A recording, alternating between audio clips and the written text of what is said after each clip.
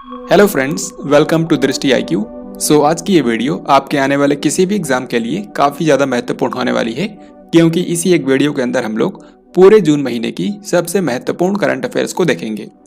तो यहाँ पर मैंने जून महीने से 120 सबसे इम्पोर्टेंट करंट अफेयर्स को सेलेक्ट किया है, जो कि आपके एग्जाम्स के अंदर डेफिनेटली पूछे जा सकते हैं।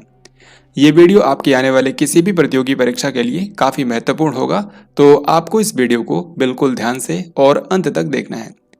दोस्तों, जून महीने के अंदर कई सारे इंपॉर्टेंट इवेंट्स हुए हैं जहां से आपकी परीक्षाओं के अंदर क्वेश्चन पूछे जा सकते हैं। तो ये पूरे जून महीने की कंप्लीट वीडियो है और इस वीडियो को देखने के बाद आप जून महीने की करंट अफेयर्स को लेकर निश्चिंत हो जाएंगे। तो बस आपको इस वीडियो को ध्यानपूर्वक देखना है। चलिए हम लोग शुरू करते हैं।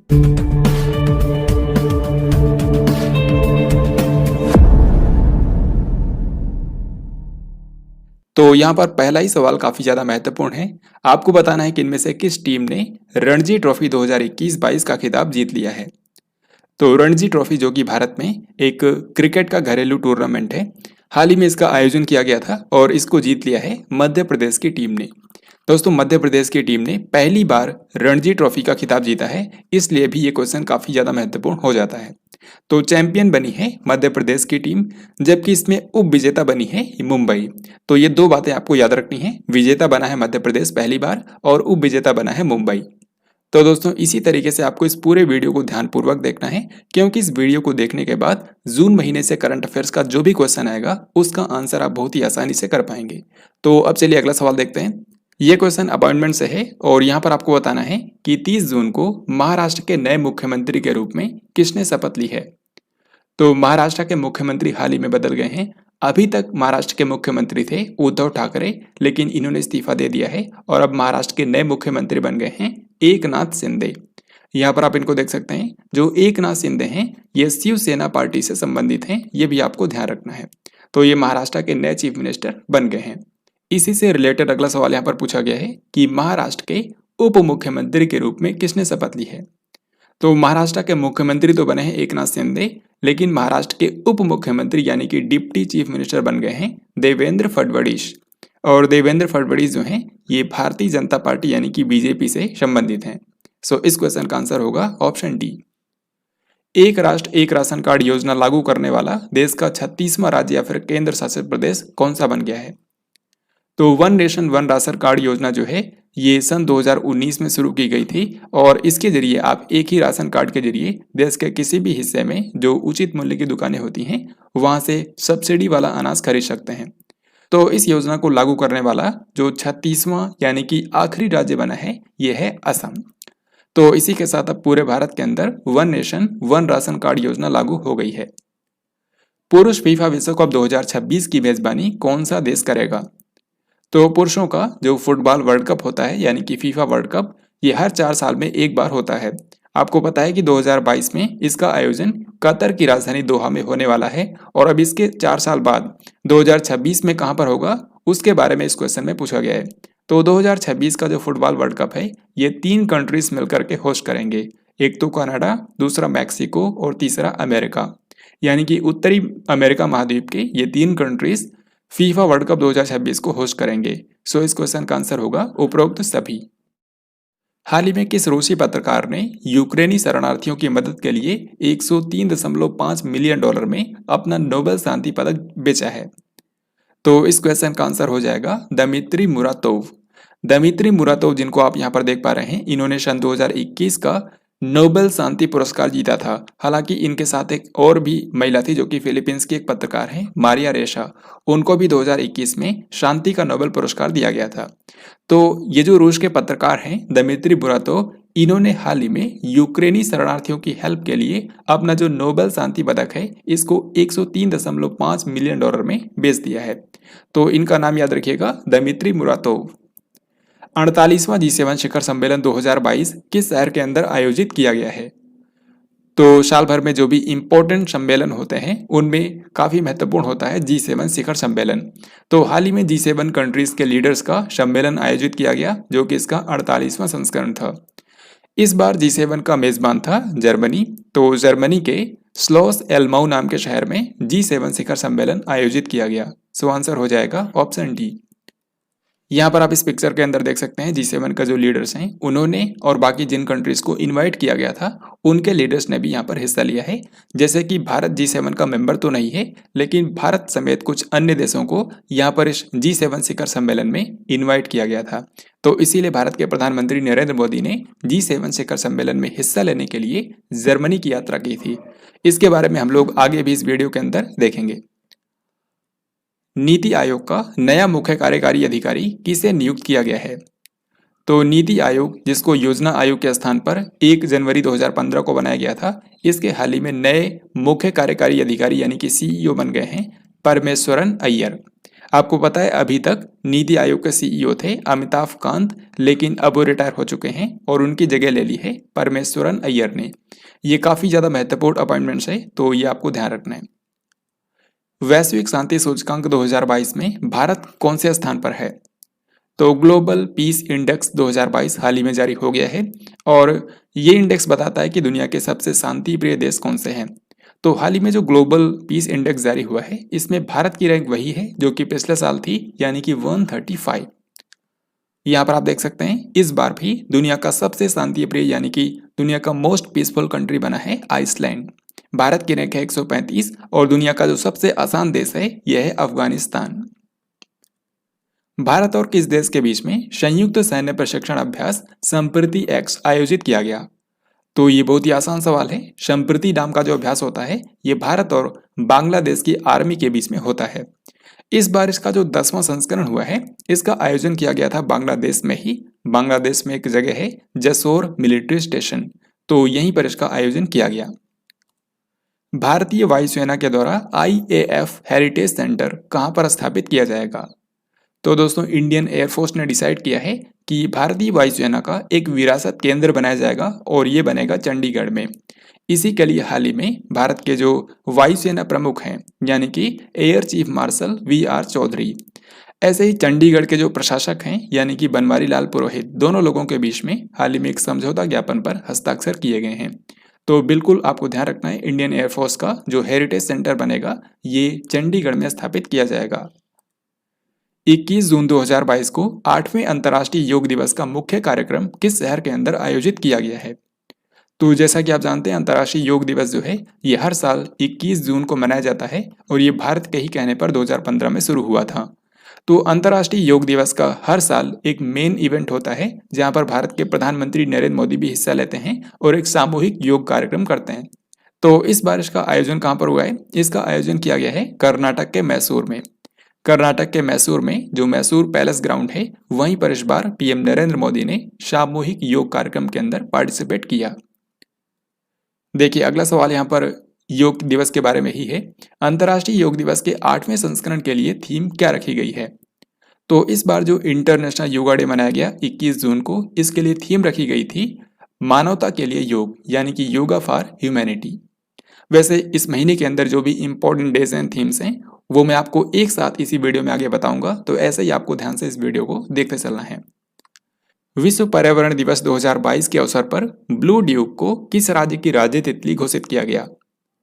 तो इस तरीके के जो क्वेश्चंस होते हैं ये भी आपके एग्जाम्स में अक्सर पूछे जाते हैं।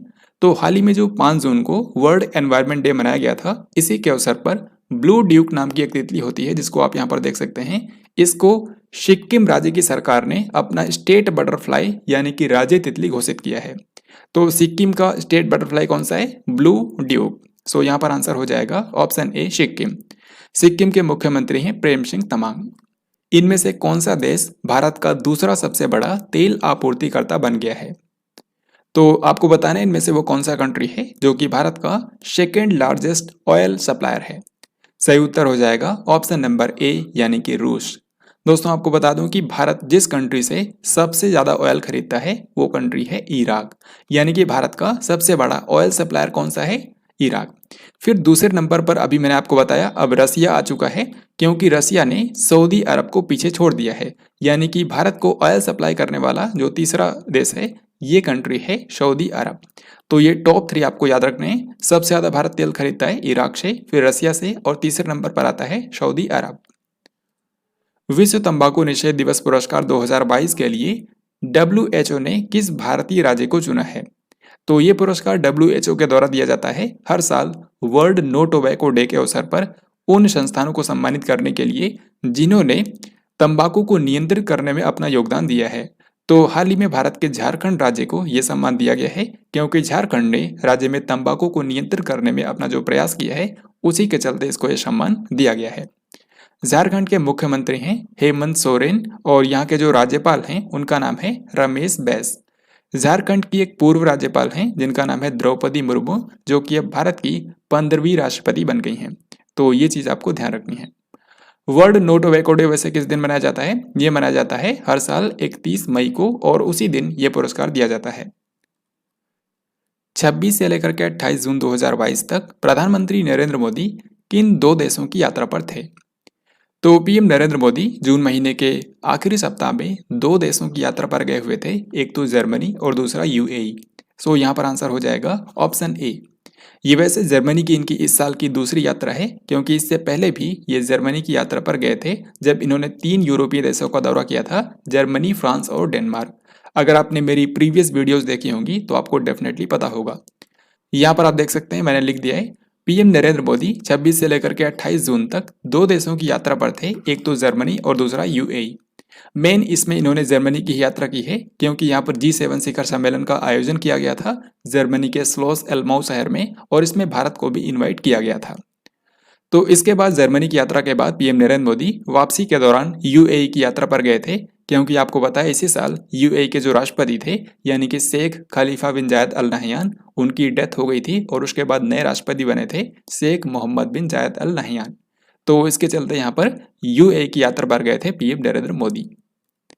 अगला क्वेश्चन रेलवेज के बारे में है और बहुत ही ज्यादा महत्वपूर्ण है।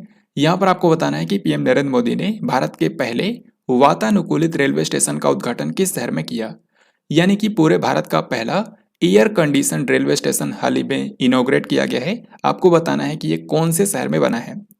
तो इसका सही उत्तर हो जाएगा ऑप्शन नंबर ए यानी कि बेंगलुरु।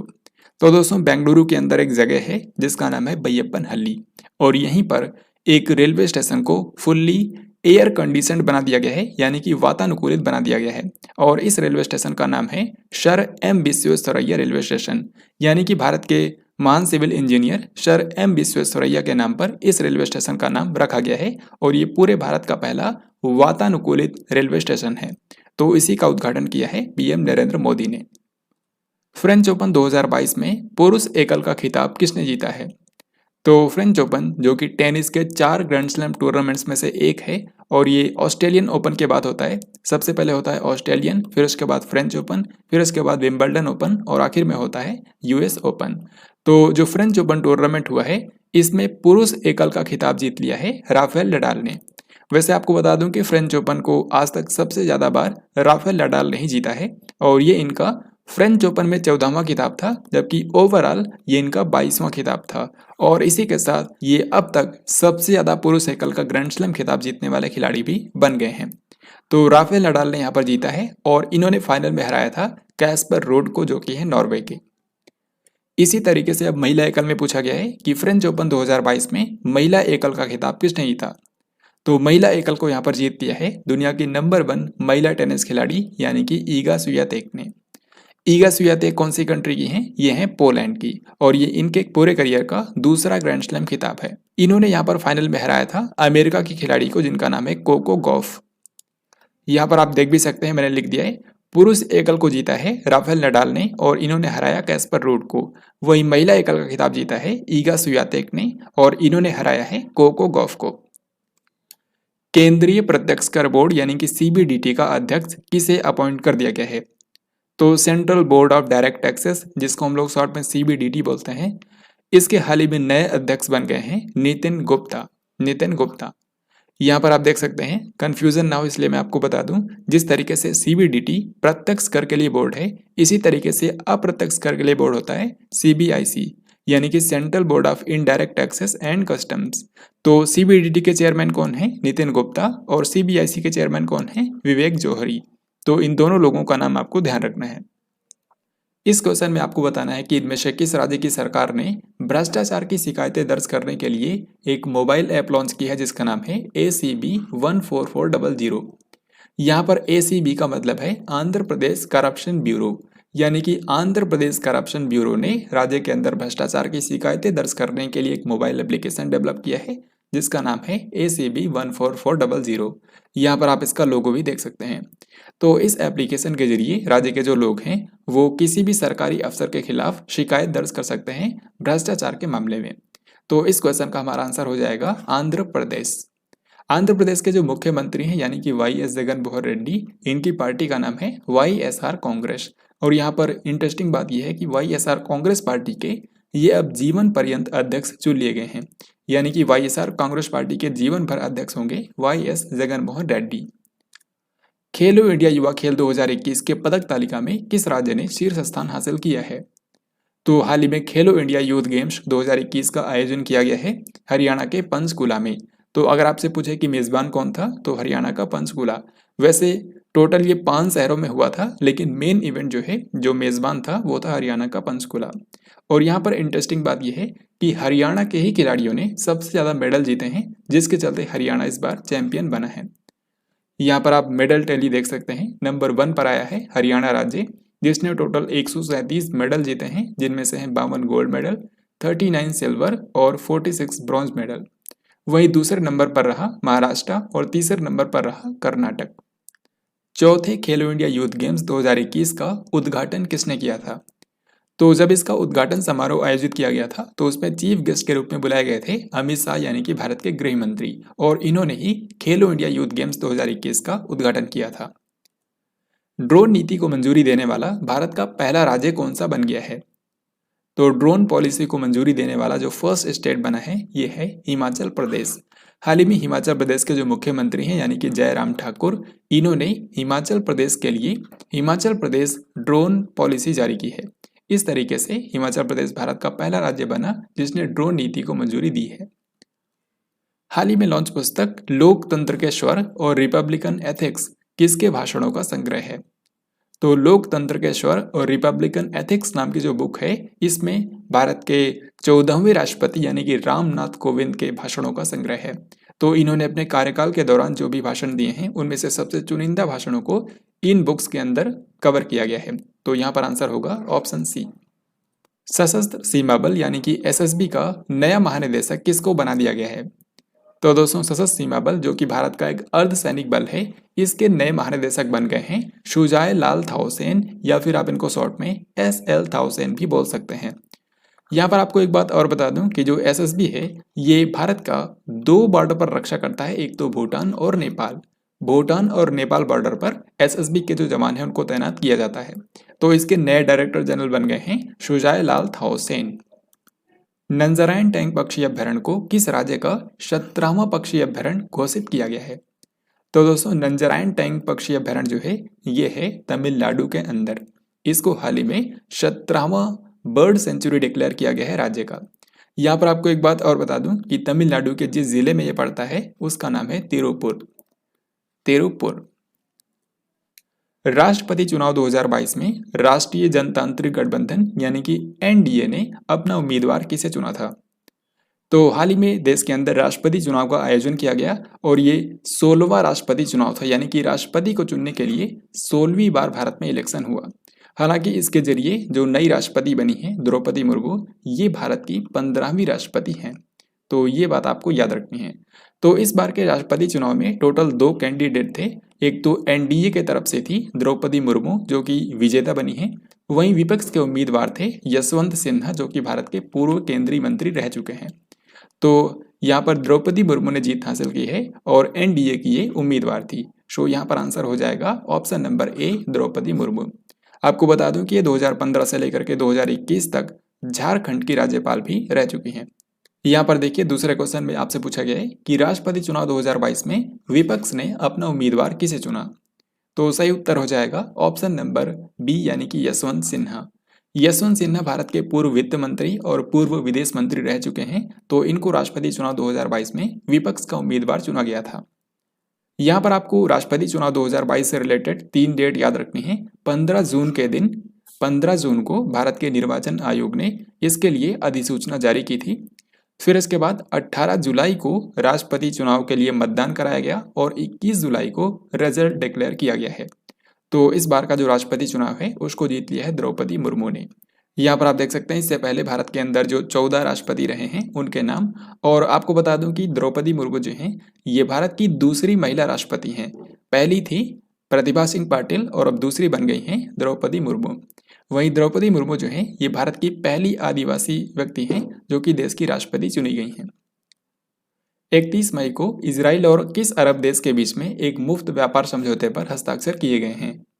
तो ये क्वेश्चन भी काफ़ी महत्वपूर्ण है क्योंकि पहली बार ऐसा हुआ है जब इजराइल का किसी अरब देश के साथ में फ्री ट्रेड एग्रीमेंट हुआ है। तो ये कौन सा अरब देश है? ये है संयुक्त अरब अमीरात यानी कि यूएई। आपको पता होगा सन 2020 के अंदर यूएई ने इजराइल को मान्यता दी थी और अब इन दोनों देशों के बीच में फ्री ट्रेड एग्रीमेंट भी हो चुका है। किस देश ने चंद्रमा का अब तक का सबसे विस्तृत मानचित्र हाल ही में जारी किया है? तो चाइना ने हाल ही में चीन का एक भूवैज्ञानिक मानचित्र जारी किया है जो कि अब तक का चंद्रमा का सबसे डिटेल्ड मैप है। तो इसको जारी किसने किया? चाइना ने। दुनिया के सबसे तेज सुपर कंप्यूटरों की टॉप 500 सूची में कौन सा सुपर कंप्यूटर शीर्ष पर है? तो फ्रेंड्स हर साल दुनिया के 500 सबसे पावरफुल सुपर कंप्यूटर की लिस्ट निकाली जाती है और इस बार इसको टॉप किया है फ्रंटियर नाम के सुपर कंप्यूटर ने। फ्रंटियर नाम का जो ये सुपर कंप्यूटर है ये अमेरिका का सुपर कंप्यूटर है जिसने इस बार विश्व के सबसे शक्तिशाली सुपर कंप्यूटर का दर्जा हासिल किया है। आप यहाँ पर देख सकते हैं नंबर 1 पर है अमेरिका का फ्रंटियर, दूसरे नंबर पर है जापान का फुगाकू जो कि पिछले साल टॉप पर था लेकिन इस बार टॉप किया है फ्रंटियर नाम के सुपर कंप्यूटर ने। वहीं अगर हम भारत की बात करें तो टॉप 500 की पूरी लिस्ट में सिर्फ भारत के 3 ही सुपर कंप्यूटर शामिल हो पाए हैं। उनमें से भी टॉप किया है परम सिद्धि एआई ने, यानी कि भारत का सबसे पावरफुल सुपर कंप्यूटर पूछें तो इसका नाम है परम सिद्धि एआई जिसकी ग्लोबल रैंक है 111। दूसरा है प्रत्यूष और तीसरा है मिहिर। एमएसएमई क्षेत्र के प्रचार और विकास में उत्कृष्ट योगदान के लिए किस राज्य ने प्रथम पुरस्कार प्राप्त किया है? एमएसएमई का मतलब होता है micro small and medium enterprises, यानी कि जो सूक्ष्म लघु और मध्यम उद्योग हैं उनके प्रचार और विकास में उत्कृष्ट योगदान के लिए हाल ही में फर्स्ट प्राइज जीता है ओडिशा राज्य की सरकार ने। सो यहाँ पर आंसर हो जाएगा ऑप्शन नंबर ए। ओडिशा के जो मुख्यमंत्री हैं उनका नाम है Naveen Patnaik. Indo UK culture platform का एम्बेसडर किसको नामित किया गया है? तो भारत और ब्रिटेन के बीच में संस्कृति को बढ़ावा देने के लिए जो इंडो यूके कल्चरल प्लेटफॉर्म है उसका एम्बेसडर बनाया गया है भारत के मशहूर संगीतकार AR रहमान को। यहाँ पर आप देख सकते हैं AR रहमान जो हैं इंडो यूके कल्चर प्लेटफॉर्म के एम्बेसडर नामित किए गए हैं। हाल ही में तुर्की देश ने आधिकारिक तौर पर अपना नाम बदलकर क्या कर लिया है?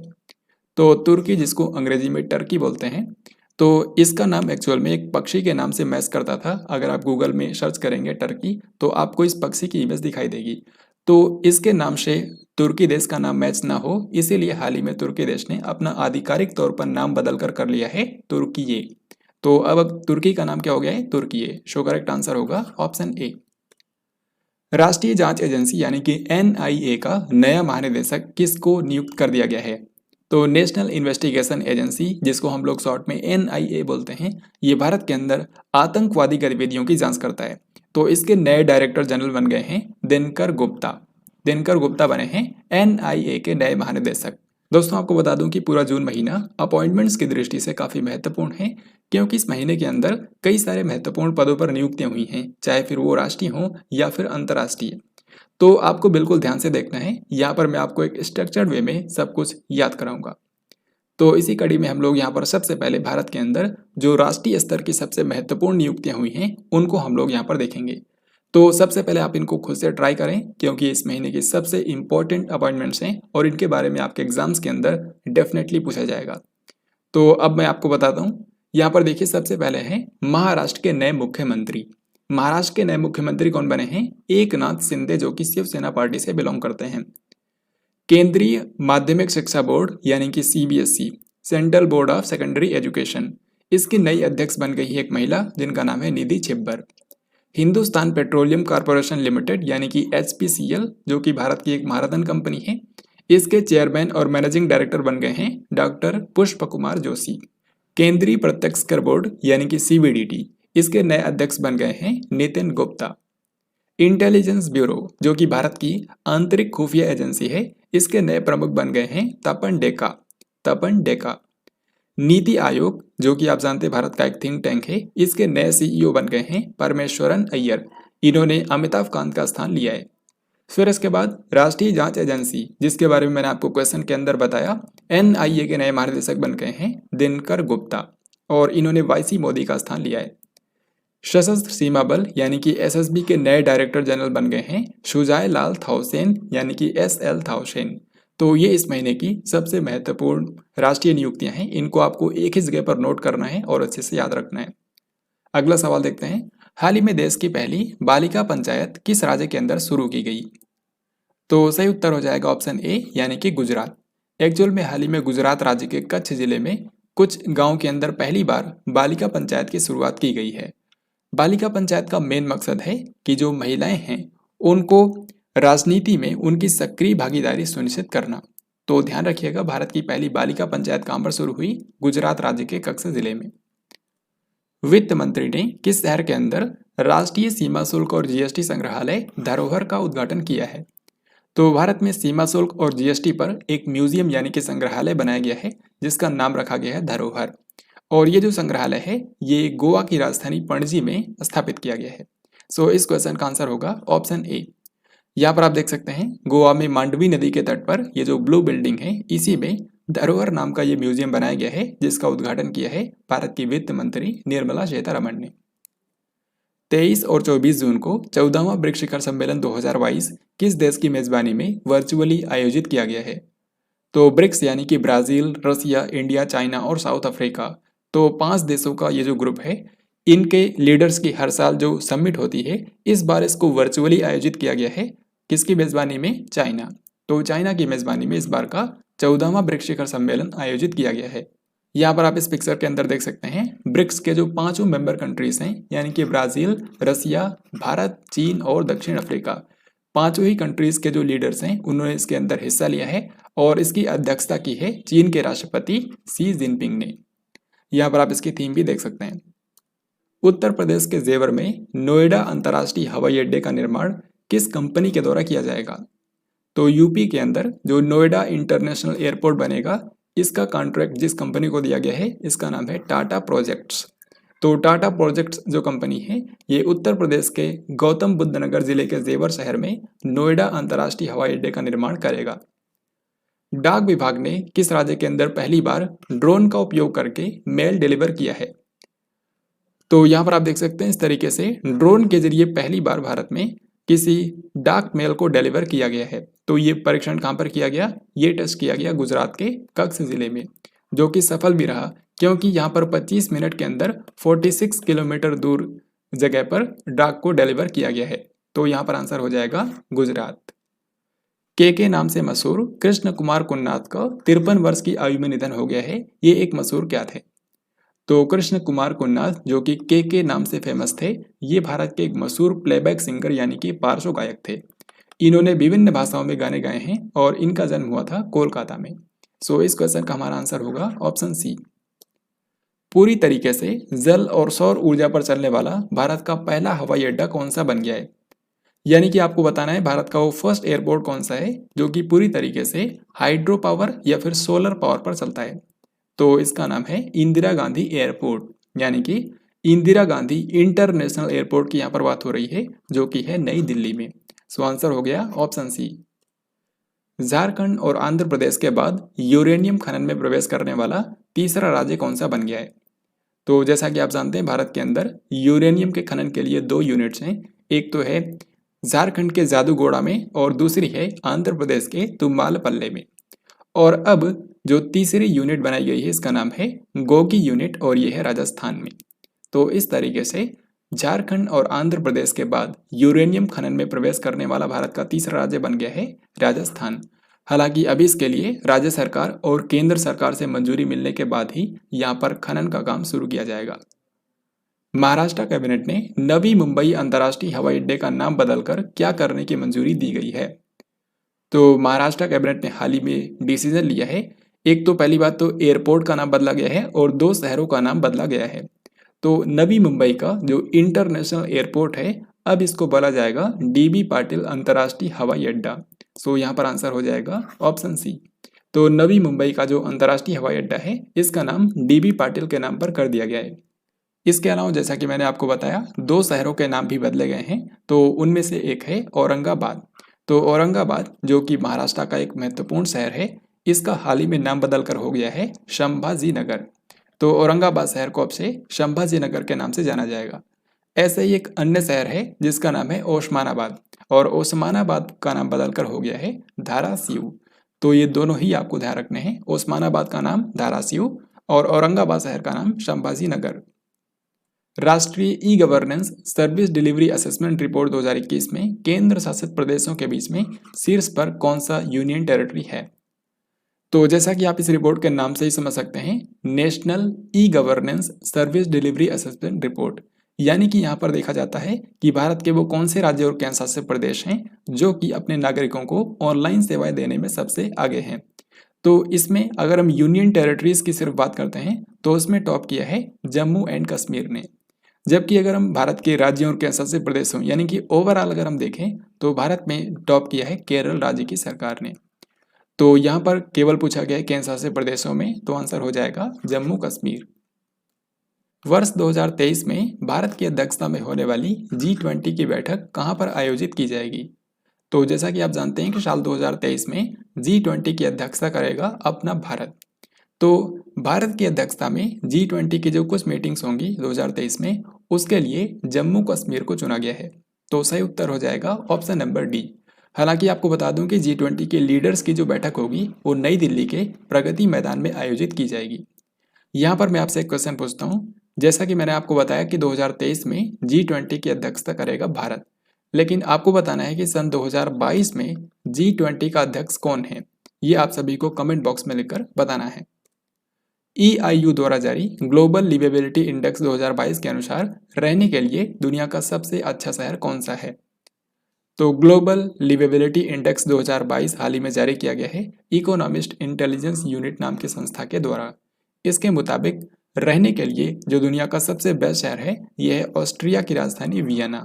ऑस्ट्रिया की राजधानी वियना। वहीं सबसे खराब शहर कौन सा है? तो वह है सीरिया की राजधानी दमास्कस।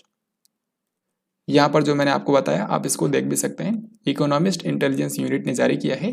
वियना ने यहाँ पर टॉप किया है और दमास्कस जो कि सीरिया की राजधानी है इसको यहाँ पर मिला है सबसे आखिरी स्थान।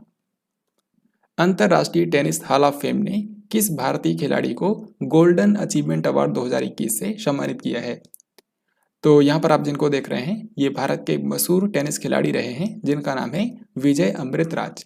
और विजय अमृतराज का अंतर्राष्ट्रीय टेनिस के विकास में काफ़ी अहम योगदान रहा है, जिसके चलते इनको हाल ही में इंटरनेशनल टेनिस फेडरेशन और international tennis hall of fame ने गोल्डन अचीवमेंट अवार्ड 2021 से सम्मानित किया है।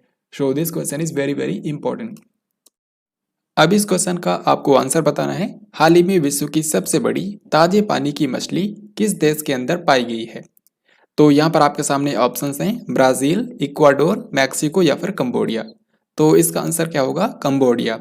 क्योंकि कंबोडिया जो कि आप जानते हैं दक्षिण पूर्व एशिया का एक देश है, यहाँ पर एक नदी है जिसको बोलते हैं मेकोंग रिवर, और इसी मेकोंग रिवर में हाल ही में एक मछुआरे ने 300 किलोग्राम की मछली पकड़ी है, जो कि अब तक की दुनिया की लार्जेस्ट फ्रेश वाटर फिश है।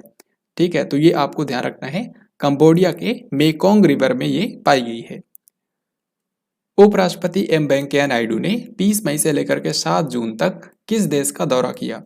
तो भारत के 13वें उपराष्ट्रपति यानी कि एम वेंकैया नायडू 30 मई से लेकर के 7 जून तक 3 देशों की यात्रा पर गए थे, और ये इन 3 देशों में जाने वाले पहले उपराष्ट्रपति भी हैं। ये 3 देश हैं गैबोन, सेनेगल और कतार। सो यहाँ पर आंसर हो जाएगा उपरोक्त सभी। गैबोन और सेनेगल ये दोनों ही अफ्रीका महाद्वीप में हैं, जबकि कतर जो है ये मध्य एशिया का देश है। चेन्नई स्थित स्टार्टअप गरुड़ एरोस्पेस के ब्रांड एम्बेसडर के रूप में किस क्रिकेटर को चुना गया है? तो गरुड़ एरोस्पेस जो स्टार्टअप है ये चेन्नई के अंदर स्थित है और ये ड्रोन्स वगैरह बनाता है। तो इसके ब्रांड एम्बेसडर के रूप में हाल ही में क्रिकेटर महेंद्र सिंह धोनी को चुना गया है। यहाँ पर आप इमेज में भी देख सकते हैं। तो MS धोनी जो हैं ये गरुड़ एरोस्पेस के ब्रांड एम्बेसडर बन गए हैं। सरकार ने प्रधानमंत्री जीवन ज्योति बीमा योजना और प्रधानमंत्री सुरक्षा बीमा योजना के लिए वार्षिक प्रीमियम दर बढ़ाकर क्रमशः कितना कर दिया है? तो ये जो दोनों योजनाएं हैं, यानी कि प्रधानमंत्री जीवन ज्योति बीमा योजना और प्रधानमंत्री सुरक्षा बीमा योजना, ये दोनों ही बीमा योजनाएं हैं जिनको पीएम नरेंद्र मोदी ने सन 2015 में शुरू किया था। ये क्वेश्चन काफ़ी ज़्यादा महत्वपूर्ण इसलिए भी हो जाता है क्योंकि 2015 में इसको पीएम मोदी ने लॉन्च किया था और तब से पहली बार इसके प्रीमियम दर में संशोधन किया गया है। जो पीएम जीवन ज्योति बीमा योजना है, इसमें अभी तक लोगों को सालाना 330 रुपए का प्रीमियम भरना पड़ता था, लेकिन अब इसको बढ़ाकर कर दिया गया है 436 रुपए। वहीं पीएम सुरक्षा बीमा योजना जो है, इसमें अभी तक 12 रुपए सालाना प्रीमियम भरना पड़ता था, लेकिन अब इसको बढ़ाकर कर दिया गया है 20 रुपए। तो इस क्वेश्चन का हमारा आंसर हो गया ऑप्शन डी। यहाँ पर आप पिक्चर्स के जरिए भी इसको याद कर सकते हैं। प्रधानमंत्री जीवन ज्योति बीमा योजना जो है, इसमें अभी तक 330 रुपए देने पड़ते थे, अब इसको बढ़ाकर कर दिया गया है 436 रुपए। वहीं अगर हम प्रधानमंत्री सुरक्षा बीमा योजना की बात करें तो इसमें 12 रुपए सालाना प्रीमियम भरना पड़ता था, अब हो गया है 20 रुपए। हाल ही में वैज्ञानिकों ने किस देश में पानी के भीतर उगने वाले दुनिया के सबसे बड़े पौधे की खोज की है? सही उत्तर इसका क्या होगा? इसका उत्तर होगा ऑस्ट्रेलिया। तो ऑस्ट्रेलिया के अंदर जो पश्चिमी तट है यहाँ पर हाल ही में वैज्ञानिकों ने एक ऐसे पौधे की खोज की है जिसकी टोटल लंबाई मापी गई है 180 किलोमीटर। ये जो पौधा है इसका नाम है पोसिडोनिया ऑस्ट्रेलिया, या फिर इसको आमतौर पर बोला जाता है सामान्य भाषा में रिबन वीड या फिर फाइबर बाल वीड। तो ये एक तरह की समुद्री घास है जिसकी हाल ही में अधिकतम लंबाई मापी गई है 180 किलोमीटर। अनंत टेक्नोलॉजीज ने भारत की सबसे बड़ी निजी अंतरिक्ष यान उत्पादन इकाई किस शहर में शुरू की है? सही उत्तर हो जाएगा बेंगलुरु। तो कर्नाटक की राजधानी बेंगलुरु, जहां पर आपको पता है इसरो का मुख्यालय भी है, तो यहीं पर भारत की सबसे बड़ी प्राइवेट स्पेसक्राफ्ट प्रोडक्शन फैसिलिटी की स्थापना की गई है अनंत टेक्नोलॉजीज प्राइवेट लिमिटेड नाम की कंपनी के द्वारा। तो ये बेंगलुरु के अंदर बेस्ड है और यहाँ पर निजी तौर पर अंतरिक्ष यान का उत्पादन किया जाएगा। एक चीज यहाँ पर आपको और बता दूं कि खुद जो इसरो के अध्यक्ष हैं यानी कि एस सोमनाथ, उन्होंने इस यूनिट का उद्घाटन किया है। राज्य खाद्य सुरक्षा सूचकांक 2022 में किस राज्य ने बड़े राज्यों की श्रेणी में शीर्ष स्थान हासिल किया है? तो भारत में फूड सेफ्टी के मामले में भारत के सभी राज्यों और केंद्र शासित प्रदेशों को रैंक करने के लिए भारत की food security and standards authority of India के द्वारा राज्य खाद्य सुरक्षा सूचकांक जारी किया जाता है। इसको अंग्रेजी में बोलते हैं स्टेट फूड सेफ्टी इंडेक्स। तो हाल ही में इसका चौथा संस्करण भारत के स्वास्थ्य मंत्री डॉक्टर मनसुख मांडविया ने जारी किया है। इस चौथे संस्करण में तमिलनाडु राज्य ने टॉप किया है राज्यों में। यहाँ पर आप देख सकते हैं fourth state food safety index for 2021-2022। इसमें लार्ज स्टेट्स की कैटेगरी में तमिलनाडु राज्य ने टॉप किया है, स्मॉल स्टेट्स की कैटेगरी में गोवा राज्य ने टॉप किया है, जबकि केंद्र शासित प्रदेशों में यहाँ पर शीर्ष स्थान हासिल किया है जम्मू कश्मीर ने। तो ये काफ़ी महत्वपूर्ण सूचकांक होता है, इसके बारे में आपको बिल्कुल से ध्यान रखना है।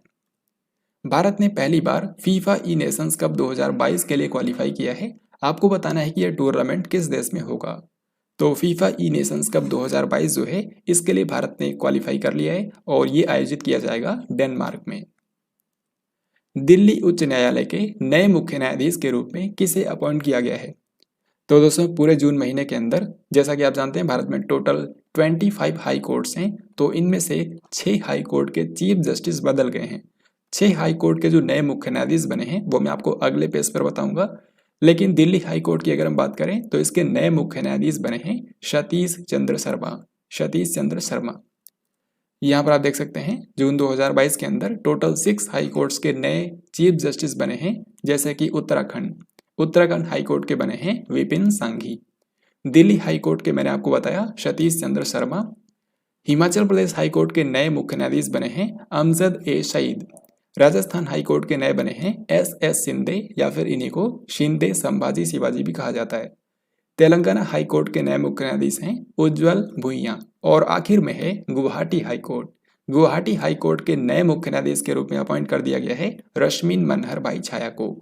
तो ये 6 के 6 अपॉइंटमेंट्स आपको ध्यान रखने हैं। अब अगले क्वेश्चन में आपको बताना है कि यूरोप के सबसे बड़े स्टार्टअप सम्मेलन वीवा टेक में किस देश को कंट्री ऑफ द ईयर के रूप में मान्यता दी गई है? तो वीवा टेक जो कि यूरोप का सबसे बड़ा स्टार्टअप सम्मेलन होता है, इस बार इसका आयोजन किया गया था फ्रांस की राजधानी पेरिस में। इस वीवा टेक सम्मेलन के अंदर भारत को कंट्री ऑफ द ईयर के रूप में सम्मानित किया गया था। सो आंसर हो जाएगा ऑप्शन ए। 22वें आईफा फिल्म अवार्ड्स के अंदर सर्वश्रेष्ठ फिल्म का पुरस्कार किसने जीता है? तो दोस्तों जून महीने में ही आईफा अवार्ड वितरित किए गए हैं और यहाँ पर जो सबसे बेस्ट फिल्म बनी इसका नाम है शेरशाह। दोस्तों शेरशाह मूवी जो है इसके डायरेक्टर हैं विष्णुवर्धन, और ये मैं आपको इसलिए भी बता रहा हूँ क्योंकि विष्णुवर्धन को ही इसमें बेस्ट डायरेक्टर का पुरस्कार मिला है। सो यहाँ पर आंसर हो जाएगा शेरशाह। इसी मूवी ने इस बार के आईफा अवार्ड में सबसे ज़्यादा अवार्ड भी जीते हैं, टोटल 6 अवार्ड्स। यहाँ पर देखिए 22वें आईफा अवार्ड्स के बारे में आपको 3-4 पॉइंट्स याद रखने हैं। जैसे कि पहली बात ये कि इस बार इसका आयोजन किया गया था यूएई के जो राजधानी है अबू धाबी, यहाँ पर एक आइलैंड है यास आइलैंड, तो यहीं पर इस बार का आईफा अवार्ड समारोह का आयोजन किया गया था। सबसे ज़्यादा अवार्ड यहाँ पर जीते हैं शेरशाह मूवी ने। शेरशाह मूवी को ही बेस्ट फिल्म का अवार्ड मिला है। इसी फिल्म के जो डायरेक्टर हैं विष्णुवर्धन, इनको मिला है बेस्ट डायरेक्टर का अवार्ड। फिर दो ही बचते हैं, बेस्ट एक्टर और बेस्ट एक्ट्रेस। बेस्ट एक्टर का पुरस्कार मिला है विक्की कौशल को और सर्वश्रेष्ठ अभिनेत्री का पुरस्कार दिया गया है कृति सैनोन को। यहाँ पर जो ब्रैकेट में लिखे हैं ये वो फिल्म है जिसके लिए इनको पुरस्कार मिला। तो इस बार के आईफा अवार्ड्स के बारे में इतनी ही बातें आपको ध्यान रखनी है। किस राज्य में स्थित पावागढ़ पहाड़ी पर श्री कालिका माता मंदिर के पुनर्विकसित मंदिर का पीएम नरेंद्र मोदी ने उद्घाटन किया? ये क्वेश्चन भी काफी महत्वपूर्ण है क्योंकि गुजरात के अंदर एक पावागढ़ पहाड़ी है जहां पर श्री कालिका माता मंदिर है। सन 2017 में इसके पुनर्विकास के लिए परियोजना शुरू की गई थी जिसका हाल ही में उद्घाटन किया भारत के प्रधानमंत्री नरेंद्र मोदी ने। 14 जून को देश की पहली थीम आधारित भारत गौरव ट्रेन कोयम्बटूर उत्तर से लेकर के कौन से स्टेशन के लिए शुरू हुई? तो भारत के अंदर ये पहली बार है जब पर्यटन आधारित ट्रेनें शुरू की गई है और इन ट्रेनों को नाम दिया गया है भारत गौरव ट्रेन। यानी कि यहाँ पर जो भारत के प्रमुख पर्यटन स्थल हैं वहाँ की यात्रा करवाई जाएगी इन विशेष ट्रेनों के जरिए। इन्हीं ट्रेनों को नाम दिया गया है भारत गौरव ट्रेन। तो जो फर्स्ट ट्रेन रवाना की गई ये साई नगर शिरडी के लिए रवाना हुई थी कोयम्बटूर उत्तर से। सो यहाँ पर आंसर हो जाएगा ऑप्शन नंबर ए। फिर अगला सवाल यहाँ पर आपसे पूछा गया है, हाल ही में पहली भारत नेपाल भारत गौरव पर्यटन ट्रेन किस रेलवे स्टेशन से रवाना की गई है? यानी कि यहाँ पर आपसे पूछा जा रहा है कि भारत से नेपाल जाने वाली पहली भारत गौरव ट्रेन कौन से स्टेशन से रवाना हुई? तो इसका सही उत्तर हो जाएगा ऑप्शन बी, यानी कि सफदरगंज रेलवे स्टेशन दिल्ली। तो ये भारत और नेपाल के बीच में पहली पर्यटक ट्रेन थी जिसको हाल ही में रवाना किया गया था दिल्ली से। देश में अब तक का सबसे बड़ा अंतर्राष्ट्रीय साक्षरता महोत्सव जिसका नाम था उन्मेष, ये किस शहर के अंदर आयोजित किया गया है? तो भारत में अब तक का सबसे बड़ा लिटरेरी फेस्टिवल हाल ही में आयोजित किया गया जिसका नाम था उन्मेष। तो इसमें भारत ही नहीं बल्कि विदेशों के भी जो मशहूर कवि और लेखक हैं उन्होंने इसमें हिस्सा लिया। तो उन्मेष नाम का ये जो अंतर्राष्ट्रीय साक्षरता महोत्सव हुआ है इसका आयोजन किया गया था हिमाचल प्रदेश की राजधानी शिमला में। The life and the times of George Fernandes, ये किताब हाल ही में किसने लिखी है? तो बुक के नाम से ही आप समझ सकते हैं कि जॉर्ज फर्नांडिस जो कि भारत के पूर्व रक्षा मंत्री थे, इनके जीवन के ऊपर यह किताब लिखी गई है और इस बुक को लिखा है राहुल रामागुंडम ने। राहुल रामागुंडम इसके लेखक हैं। 20 जून को पीएम नरेंद्र मोदी ने मस्तिष्क अनुसंधान केंद्र यानी कि सेंटर फॉर ब्रेन रिसर्च का उद्घाटन किस शहर में किया? इस क्वेश्चन का आंसर करने से पहले आपको बता दूं, भारत के प्रधानमंत्री नरेंद्र मोदी 20 और 21 जून को कर्नाटक के दौरे पर गए थे। कर्नाटक में इन्होंने 2 शहरों की यात्रा की, एक तो बेंगलुरु जो कि यहाँ की राजधानी है और दूसरा मैसूर। मैसूर के बारे में पहले देखते हैं क्योंकि इसके बारे में ऑलरेडी मैंने आपको बता दिया है। मैसूर के अंदर 8वां अंतर्राष्ट्रीय योग दिवस जो कि 21 जून को मनाया गया था, तो उस अवसर पर इसका जो मेन इवेंट हुआ था मैसूर पैलेस मैदान में, वहां पर भारत के प्रधानमंत्री नरेंद्र मोदी ने सामूहिक योग कार्यक्रम के अंदर पार्टिसिपेट किया था। फिर इससे पहले यानी कि 20 जून को पीएम नरेंद्र मोदी बेंगलुरु की यात्रा पर भी गए थे और यहाँ पर इन्होंने कई सारी चीज़ों का उद्घाटन या फिर शिलान्यास किया, जैसे कि भारत का जो सबसे बेस्ट यूनिवर्सिटी है Indian institute of science Bengaluru, इसके परिसर में पीएम नरेंद्र मोदी ने सेंटर फॉर ब्रेन रिसर्च का उद्घाटन किया। दूसरा, इसी के परिसर में पीएम नरेंद्र मोदी ने एक अस्पताल की आधारशिला रखी है जो कि 832 बिस्तरों वाला इसका नाम रखा गया है बागची पार्थसारथी मल्टी स्पेशलिटी अस्पताल। तो ये 832 बेड्स वाला एक अस्पताल होगा जो कि Indian institute of science Bengaluru के परिसर में ही बनाया जाएगा। 15,700 करोड़ रुपए से अधिक लागत वाली बेंगलुरु उपनगरीय रेलवे परियोजना की नींव रखी है। इसी तरीके से बैयप्पनहल्ली जो कि बेंगलुरु के अंदर ही है, यहाँ पर भारत के पहले एयर कंडीशनड रेलवे स्टेशन यानी कि वातानुकूलित रेलवे स्टेशन का उद्घाटन किया है। इस रेलवे स्टेशन का नाम क्या रखा गया है? Sir M Visvesvaraya railway station, जिसके बारे में ऑलरेडी मैंने आपको इस वीडियो के अंदर बताया है। तो अब हम क्वेश्चन देखते हैं। यहाँ पर पूछा गया है कि पीएम नरेंद्र मोदी ने मस्तिष्क अनुसंधान केंद्र का उद्घाटन कहाँ पर किया? तो बेंगलुरु के अंदर जो इंडियन इंस्टीट्यूट ऑफ साइंस है उसी के परिसर में इसका उद्घाटन किया गया है। फिर अब अगला सवाल देखते हैं, भारत के 74वें शतरंज ग्रैंड मास्टर कौन बन गए हैं? तो हाल ही में भारत को 74th चेस ग्रैंड मास्टर मिले हैं और इनका नाम है राहुल श्रीवास्तव। दोस्तों राहुल श्रीवास्तव जो हैं ये तेलंगाना राज्य से हैं और ये भारत के 74th चेस ग्रैंड मास्टर बन गए हैं। भारत के वैसे पहले ग्रैंड मास्टर कौन थे? विश्वनाथन आनंद। 26वीं राष्ट्रमंडल शासनाध्यक्षों की बैठक जिसको बोलते हैं चोगम मीटिंग, इसका आयोजन किस शहर में किया गया? तो राष्ट्रमंडल यानी कि कॉमनवेल्थ ऑफ नेशंस के जो कंट्रीज हैं वहाँ के लीडर्स हर 2 साल में एक बार मिलते हैं और इस मीटिंग को बोला जाता है चोगम यानी कि Commonwealth heads of government meeting. इस बार ये जो मीटिंग हुई है इसका आयोजन किया गया है रवांडा की राजधानी किगाली में। सो ये क्वेश्चन बहुत ही ज़्यादा महत्वपूर्ण है। आपको यहाँ पर बता दूं, वैसे तो पीएम नरेंद्र मोदी को इसमें जाना था, लेकिन पीएम नरेंद्र मोदी ने अपनी तरफ से यहाँ पर भेजा था भारत के विदेश मंत्री डॉक्टर एस जयशंकर को। तो अगर आपसे पूछते हैं कि चोगम मीटिंग में भारत को किसने रिप्रेजेंट किया, तो आपको बताना है विदेश मंत्री डॉक्टर एस जयशंकर। यहाँ पर आप इसकी थीम भी देख सकते हैं, delivering a common future connecting innovating transforming. यहाँ पर आप इस मीटिंग की तस्वीर देख सकते हैं। इसमें जो कॉमनवेल्थ ऑफ नेशंस के कंट्रीज हैं उनके लीडर्स ने हिस्सा लिया और भारत की तरफ से मैंने आपको बताया भारत के विदेश मंत्री डॉक्टर एस जयशंकर ने हिस्सा लिया था। ये क्वेश्चन मोस्ट इंपॉर्टेंट है। आपको बताना है कि राष्ट्रमंडल ने इनमें से किन 2 देशों को क्रमशः 55वें और 56वें सदस्यों के रूप में स्वीकार किया है। जैसा कि आप जानते हैं अभी तक कॉमनवेल्थ ऑफ नेशंस में यानी कि राष्ट्रमंडल देशों में टोटल 54 देश शामिल थे, लेकिन हाल ही में 2 नए जुड़ गए हैं। अब ये 2 नए देश कौन कौन से हैं? एक तो है गैबोन और दूसरा है टोगो। गैबोन बना है 55वां कंट्री और टोगो बना है 56वां कंट्री जो कि कॉमनवेल्थ ऑफ नेशंस में शामिल हुआ है। तो यहाँ पर आंसर होगा गैबोन और टोगो। ये दोनों ही अफ्रीका महाद्वीप में हैं। 23 जून को किस रॉकेट की हेल्प से भारत के संचार उपग्रह GSAT-24 का सफलतापूर्वक प्रक्षेपण किया गया? तो दोस्तों हाल ही में 23 जून के दिन एरियान 5 रॉकेट की हेल्प से भारत के सैटेलाइट को लॉन्च किया गया है जिसका नाम है GSAT-24। ये एक कम्युनिकेशन सैटेलाइट है जिसको टाटा स्काई के लिए डेवलप किया गया है, यानी कि जो टाटा स्काई कंपनी है वो GSAT-24 जो सैटेलाइट है इसका इस्तेमाल करेगी और इसको लॉन्च कहाँ से किया गया है? फ्रेंच गुयाना के एरियान 5 रॉकेट की हेल्प से लॉन्च किया गया। किस राज्य की मो बस सेवा को संयुक्त राष्ट्र लोक सेवा पुरस्कार से सम्मानित किया गया? तो मो बस सेवा आप सभी जानते हैं कि ये ओडिशा राज्य सरकार की पहल है। ये ओडिशा की एक पब्लिक ट्रांसपोर्ट सर्विस है जिसमें बहुत ही कम किराए पर लोग आसानी से सफर कर सकते हैं।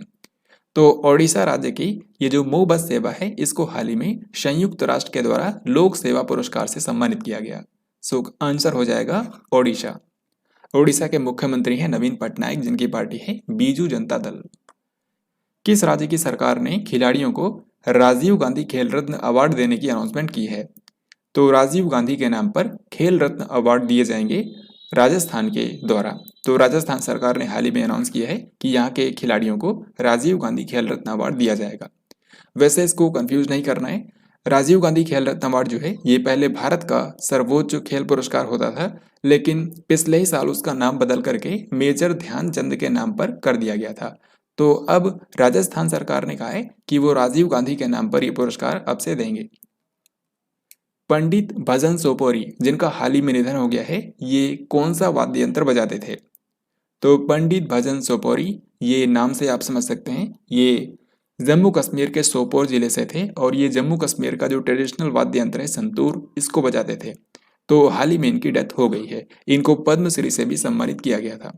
अब दोस्तों हम लोग इसी के साथ देखने वाले हैं कि जून महीने के अंदर कौन से ऐसे इंपॉर्टेंट लोग हैं जिनकी डेथ हो गई और उनके बारे में आपके परीक्षा के अंदर पूछा जा सकता है। तो ऐसे आपको सिर्फ 5 व्यक्तियों के ही नाम याद रखने हैं।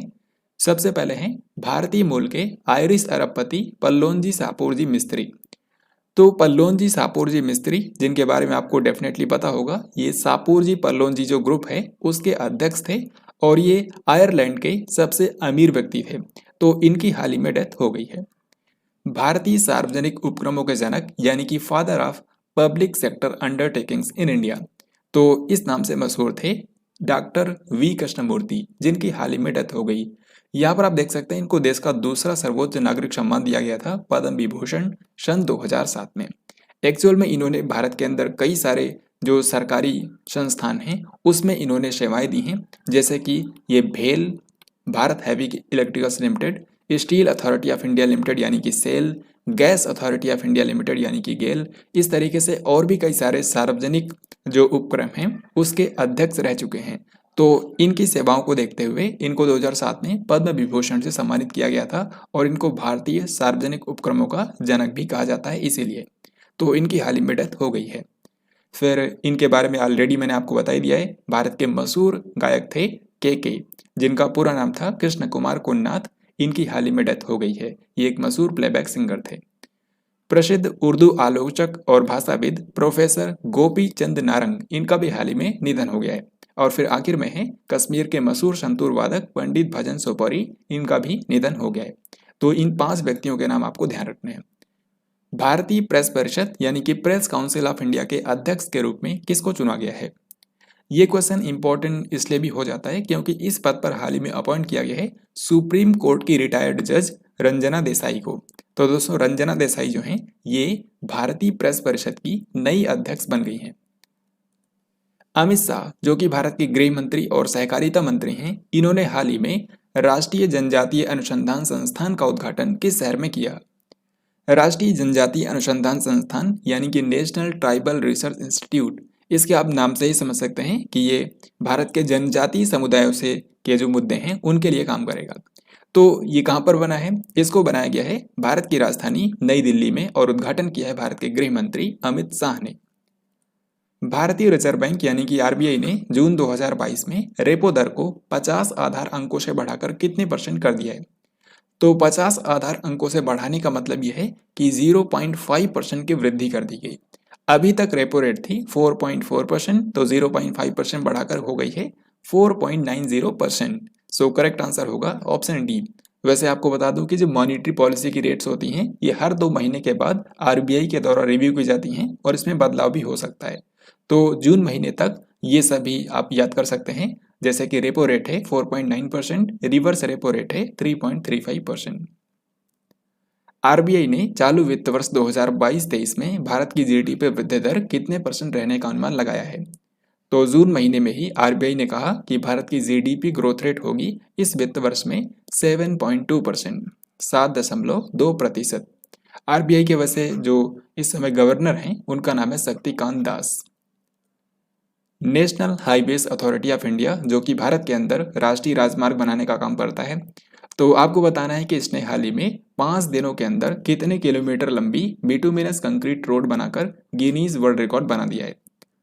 सो ये क्वेश्चन भी काफी महत्वपूर्ण है क्योंकि भारत का जो राष्ट्रीय राजमार्ग प्राधिकरण है इसने 5 दिनों के अंदर ही 75 किलोमीटर लंबी रोड बना करके रिकॉर्ड बना दिया है। सो यहाँ पर आंसर हो जाएगा ऑप्शन सी। और ये जो रोड बनाई गई ये कहाँ पर बनी है? ये महाराष्ट्र राज्य के अंदर अकोला से लेकर के अमरावती के बीच में बनाई गई है। टोटल 75 किलोमीटर लंबी सड़क। विश्व व्यापार संगठन का 12वां मंत्री स्तरीय सम्मेलन किस शहर के अंदर आयोजित किया गया? तो वर्ल्ड ट्रेड ऑर्गेनाइजेशन जिसको हम लोग शॉर्ट में WTO बोलते हैं, इसका मुख्यालय कहाँ पर है? इसका मुख्यालय है स्विट्जरलैंड के जेनेवा शहर में। और दोस्तों यहीं पर विश्व व्यापार संगठन का हाल ही में 12वां मंत्री स्तरीय सम्मेलन आयोजित किया गया था। क्योंकि ये मंत्री स्तरीय सम्मेलन था तो इसमें भारत की तरफ से किसने हिस्सा लिया ये आपसे पूछ सकते हैं। इसमें भारत की तरफ से पार्टिसिपेट किया था भारत के वाणिज्य और उद्योग मंत्री पीयूष गोयल ने। पीयूष गोयल ने यहाँ पर भारत को रिप्रेजेंट किया। IMD द्वारा जारी विश्व प्रतिस्पर्धा सूचकांक 2022 में भारत कौन से स्थान पर है? तो वर्ल्ड कॉम्पिटिटिवनेस इंडेक्स 2022 हाल ही में जारी हो चुका है। इसको जारी किया है IMD नाम की संस्था ने। इस बार का जो विश्व प्रतिस्पर्धा सूचकांक है इसमें भारत का स्थान है 37। यहाँ पर भारत ने, आपको बता दूं, 6 पायदान की ग्रोथ की है, क्योंकि पिछले बार भारत की रैंक थी 43। तो भारत ने यहाँ पर 6 पायदान की ग्रोथ करते हुए 37वां स्थान हासिल किया है। वहीं आप ये भी देख सकते हैं कि इसमें टॉप किया है डेनमार्क कंट्री ने। नंबर 1 पर है डेनमार्क और भारत का स्थान है 37। यहाँ पर आप जो चीज़ मैंने आपको बताया, यहाँ पर आप इसको देख भी सकते हैं, जैसे कि टॉप कंट्री है डेनमार्क और भारत की रैंक है 37। हाल ही में भारतीय भूवैज्ञानिक सर्वेक्षण के द्वारा भारत के सबसे बड़े स्वर्ण भंडार की पुष्टि कौन से राज्य में हुई है? तो ये क्वेश्चन भी काफ़ी महत्वपूर्ण हो जाता है, क्योंकि भारत का जो जियोलॉजिकल सर्वे ऑफ इंडिया है इसने हाल ही में पुष्टि की है कि भारत के बिहार राज्य में एक जिला है जमुई, और जमुई में भारत का सबसे बड़ा स्वर्ण भंडार मौजूद है। ये कहा है भारतीय भूवैज्ञानिक सर्वेक्षण ने। सो सही आंसर हो जाएगा बिहार। यहाँ पर आपको कमेंट बॉक्स में बताना है कि भारतीय भूवैज्ञानिक सर्वेक्षण जियोलॉजिकल सर्वे ऑफ इंडिया जो है इसका हेडक्वार्टर कहाँ पर है? हाल ही में किस राज्य की सरकार ने राज्य के अंदर जाति आधारित जनगणना कराने की अनाउंसमेंट की है? तो ये क्वेश्चन बहुत ही महत्वपूर्ण है, क्योंकि भारत के बिहार राज्य सरकार ने हाल ही में अनाउंस किया है कि राज्य के अंदर जाति आधारित जनगणना कराई जाएगी, यानी कि कास्ट बेस्ड सेंसस करवाया जाएगा बिहार राज्य के अंदर। इसके लिए बिहार कैबिनेट ने हाल ही में मंजूरी दे दी है, जिसकी अध्यक्षता की थी यहाँ के मुख्यमंत्री नीतीश कुमार ने। और दोस्तों आपको एक बात और बता दूं कि इसके लिए बिहार कैबिनेट ने 500 करोड़ रुपए का बजट भी आवंटित कर दिया है। 500 करोड़ रुपए। 11वें पुरुष हॉकी एशिया कप 2022 का खिताब किस देश ने अपने नाम कर लिया है? तो हाल ही में पुरुषों का हॉकी एशिया कप आयोजित किया गया था और इसमें विजेता बना है दक्षिण कोरिया। यहाँ पर दक्षिण कोरिया ने 5वीं बार दोस्तों ये खिताब जीता है और दक्षिण कोरिया ने फाइनल में हराया मलेशिया को। सो इस क्वेश्चन का आंसर क्या होगा? दक्षिण कोरिया। यहाँ पर आप इस टूर्नामेंट के बारे में 2-3 जो मेन पॉइंट्स हैं वो आप ध्यान रख सकते हैं, जैसे कि इसका आयोजन किया गया था इंडोनेशिया की राजधानी जकार्ता में। इसमें चैंपियन बना है दक्षिण कोरिया 5वीं बार और यहाँ पर रनर अप रहा मलेशिया। और भारत की अगर हम बात करें तो भारत यहाँ पर 3rd प्लेस पर आया था, यानी कि भारत को मिला कांस्य पदक। पीएम नरेंद्र मोदी ने भारतीय संविधान अनकही कहानी नाम की एक पुस्तक का विमोचन किया है। ये किसने लिखी है? तो भारत के इंडियन कॉन्स्टिट्यूशन के ऊपर एक बुक लिखी गई है जिसका टाइटल है भारतीय संविधान अनकही कहानी, और इस बुक को लिखा है राम बहादुर राय ने। राम बहादुर राय, यानी कि आंसर हो जाएगा ऑप्शन सी। 32वां नाटो शिखर सम्मेलन 2022 किस शहर के अंदर आयोजित किया गया है? तो नाटो इस साल काफी चर्चा में रहा है। तो इसका जो शिखर सम्मेलन हर साल होता है, इस बार इसका वार्षिक शिखर सम्मेलन हुआ है स्पेन की राजधानी मैड्रिड में। सो इस क्वेश्चन का आंसर हो जाएगा ऑप्शन नंबर ए। यहाँ पर आपको एक इंपॉर्टेंट बात याद रखनी है कि इस बार के नाटो शिखर सम्मेलन में जापान कंट्री ने पहली बार हिस्सा लिया था। तो अगर आपसे पूछा जाए कि नाटो शिखर सम्मेलन 2022 में कौन से देश ने पहली बार पार्टिसिपेट किया, तो ये देश है जापान। यहाँ के जो वर्तमान प्रधानमंत्री हैं उनका नाम है फोमियो किशिदा, और यहाँ के जो एक पूर्व प्रधानमंत्री थे शिंजो आबे, उनकी हाल ही में जुलाई महीने में गोली मार करके हत्या कर दी गई है। विश्व युवा भारोत्तोलन चैंपियनशिप 2022 में किस एकमात्र भारतीय ने स्वर्ण पदक जीता है? तो हाल ही में युवाओं की यूथ वर्ल्ड वेटलिफ्टिंग चैंपियनशिप 2022 का आयोजन किया गया था, और इस पूरे टूर्नामेंट के अंदर भारत ने सिर्फ 4 मेडल ही जीते हैं, और इनमें से भी सिर्फ एक ही गोल्ड मेडल है जो कि जीता है सेनापति गुरु नायडू ने। सेनापति गुरु नायडू, इन्होंने पुरुषों के 55 किलोग्राम भार वर्ग में वेटलिफ्टिंग का गोल्ड मेडल जीता है। माइक्रोसॉफ्ट ने कितने वर्षों के बाद अपने इंटरनेट एक्सप्लोरर वेब ब्राउज़र को बंद कर दिया है? तो इंटरनेट एक्सप्लोरर क्या है? ये एक वेब ब्राउज़र है जो कि सन 1995 में माइक्रोसॉफ्ट के द्वारा शुरू किया गया था। तो अब 27 साल के बाद इसको बंद कर दिया गया है, क्योंकि माइक्रोसॉफ्ट का एक अन्य ब्राउज़र भी है जिसका नाम है माइक्रोसॉफ्ट एज। तो उस पर अब माइक्रोसॉफ्ट फोकस करेगा, और इंटरनेट एक्सप्लोरर को अब बंद कर दिया गया है 27 साल की सेवा के बाद में। भारतीय मूल की किस महिला को जो बाइडेन का मुख्य विज्ञान सलाहकार अपॉइंट कर दिया गया है? तो भारतीय मूल की एक महिला हैं जिनका नाम है आरती प्रभाकर, और इनको हाल ही में जो अमेरिका के राष्ट्रपति हैं जो बाइडेन, उनका मुख्य विज्ञान सलाहकार यानी कि चीफ साइंस एडवाइजर अपॉइंट किया गया है। सो करेक्ट आंसर होगा आरती प्रभाकर। पीएम नरेंद्र मोदी ने किस शहर के अंदर इन स्पेस के मुख्यालय का उद्घाटन किया? इन स्पेस नाम की जो संस्था है इसका फुल फॉर्म होता है Indian national space promotion and authorization centre. तो भारत के अंदर स्पेस एक्टिविटीज को बढ़ावा देने के लिए इन स्पेस की स्थापना की गई थी और हाल ही में प्रधानमंत्री नरेंद्र मोदी ने इसके मुख्यालय भवन का उद्घाटन किया। इसका जो मुख्यालय है यह है गुजरात के अहमदाबाद में। This is very very important. QS world university ranking 2023 के अनुसार दुनिया की शीर्ष यूनिवर्सिटी कौन सी है? तो दोस्तों हाल ही में विश्व की सबसे जो बेस्ट यूनिवर्सिटीज़ हैं उनकी रैंकिंग जारी की गई है और इसको जारी किया है क्यूएस नाम की संस्था ने। इस रिपोर्ट के हिसाब से दुनिया का जो सबसे बेस्ट इंस्टीट्यूट है ये है मैसाचुसेट्स इंस्टीट्यूट ऑफ टेक्नोलॉजी, जिसको शॉर्ट में बोलते हैं MIT, और ये है अमेरिका के अंदर। सो इस क्वेश्चन का आंसर होगा ऑप्शन डी। यहाँ पर आप देख सकते हैं क्यूएस यूनिवर्सिटीज रैंकिंग के हिसाब से विश्व की जो सबसे बेस्ट यूनिवर्सिटीज हैं उनमें नंबर 1 पर आता है MIT जो कि है अमेरिका में, दूसरे नंबर पर है यूनिवर्सिटी ऑफ कैम्ब्रिज जो कि है ब्रिटेन में, और तीसरे नंबर पर आता है स्टैनफोर्ड यूनिवर्सिटी जो कि है अमेरिका में। वहीं अगर हम भारत के इंस्टीट्यूट्स की बात करें तो भारत का जो सबसे बेस्ट संस्थान बना है यह है Indian institute of science Bengaluru. Bengaluru के अंदर स्थित जो इंडियन इंस्टीट्यूट ऑफ साइंस है इसको भारत का सबसे बेस्ट संस्थान बताया गया है, हालांकि इसकी ग्लोबल रैंक है 155। 8 जून को किस भारतीय महिला क्रिकेटर ने अंतर्राष्ट्रीय क्रिकेट के सभी प्रारूपों से संन्यास की घोषणा कर दी है? सही उत्तर हो जाएगा ऑप्शन ए यानी कि मिताली राज। तो मिताली राज जिनके बारे में आप डेफिनेटली जानते होंगे, ये विश्व की पहली महिला हैं जिन्होंने 6 वर्ल्ड कप के अंदर पार्टिसिपेट किया है। तो इन्होंने हाल ही में अंतर्राष्ट्रीय क्रिकेट के सभी प्रारूपों से संन्यास ले लिया है। आपको एक बात और बता दूं कि मिताली राज के ऊपर एक बायोपिक बनाई गई है जिसका नाम रखा गया है शाबाश मिथु, और ये जुलाई महीने के अंदर हाल ही में रिलीज भी हुई है। 22 जून 2022 को किस देश में आए 6.2 तीव्रता वाले भूकंप के चलते लगभग 1000 से भी ज्यादा लोग मारे गए हैं? सही आंसर हो जाएगा अफगानिस्तान। तो फ्रेंड्स अफगानिस्तान और पाकिस्तान का जो बॉर्डर है जिसको बोलते हैं डूरंड लाइन, वहां पर 6.2 तीव्रता का एक भूकंप आया था जिसके चलते अफगानिस्तान के लगभग 1000 से भी ज़्यादा लोग मारे गए हैं। हालांकि पाकिस्तान के भी कुछ लोगों की यहाँ पर डेथ हुई है। तो ये कहाँ पर आया था? अफगानिस्तान में। 19 जून को इनमें से किसने प्रगति मैदान एकीकृत ट्रांजिट कॉरिडोर परियोजना राष्ट्र को समर्पित की? सही उत्तर हो जाएगा प्रधानमंत्री नरेंद्र मोदी। भारत के प्रधानमंत्री नरेंद्र मोदी ने हाल ही में Pragati Maidan integrated transit corridor परियोजना का उद्घाटन किया है। इस परियोजना के अंतर्गत एक जो मेन टनल बनाई गई है, साथ ही में जो 5 अंडरपास बनाए गए हैं उनका उद्घाटन किया गया है पीएम नरेंद्र मोदी के द्वारा। मिस इंडिया वर्ल्ड वाइड 2022 का ताज किसने अपने नाम कर लिया है? तो मिस इंडिया वर्ल्ड वाइड जो प्रतियोगिता होती है इसमें भारत समेत भारत के अलावा विदेशों में भी जो भारत की महिलाएं रह रही हैं उनके बीच में ये प्रतियोगिता होती है, और इस बार इस प्रतियोगिता को जीता है खुशी पटेल ने। खुशी पटेल जो हैं ये ब्रिटेन में रहती हैं और इन्होंने मिस इंडिया वर्ल्ड वाइड 2022 का ताज जीत लिया है। यहाँ पर आपको कंफ्यूज नहीं होना है, मिस इंडिया अलग प्रतियोगिता होती है जिसमें सिर्फ भारत की ही महिलाएं पार्टिसिपेट करती हैं। उसका आयोजन जुलाई 2022 में हुआ है जो कि हम लोग जुलाई महीने की वीडियो में देखेंगे। अगर आपको पता है तो आप कमेंट बॉक्स में लिखकर बता सकते हैं। प्रधानमंत्री नरेंद्र मोदी ने किस शहर के अंदर भारतीय क्रांतिकारियों की एक नवनिर्मित गैलरी का उद्घाटन किया है जिसका नाम रखा गया है क्रांति गाथा? इसका सही उत्तर होगा मुंबई।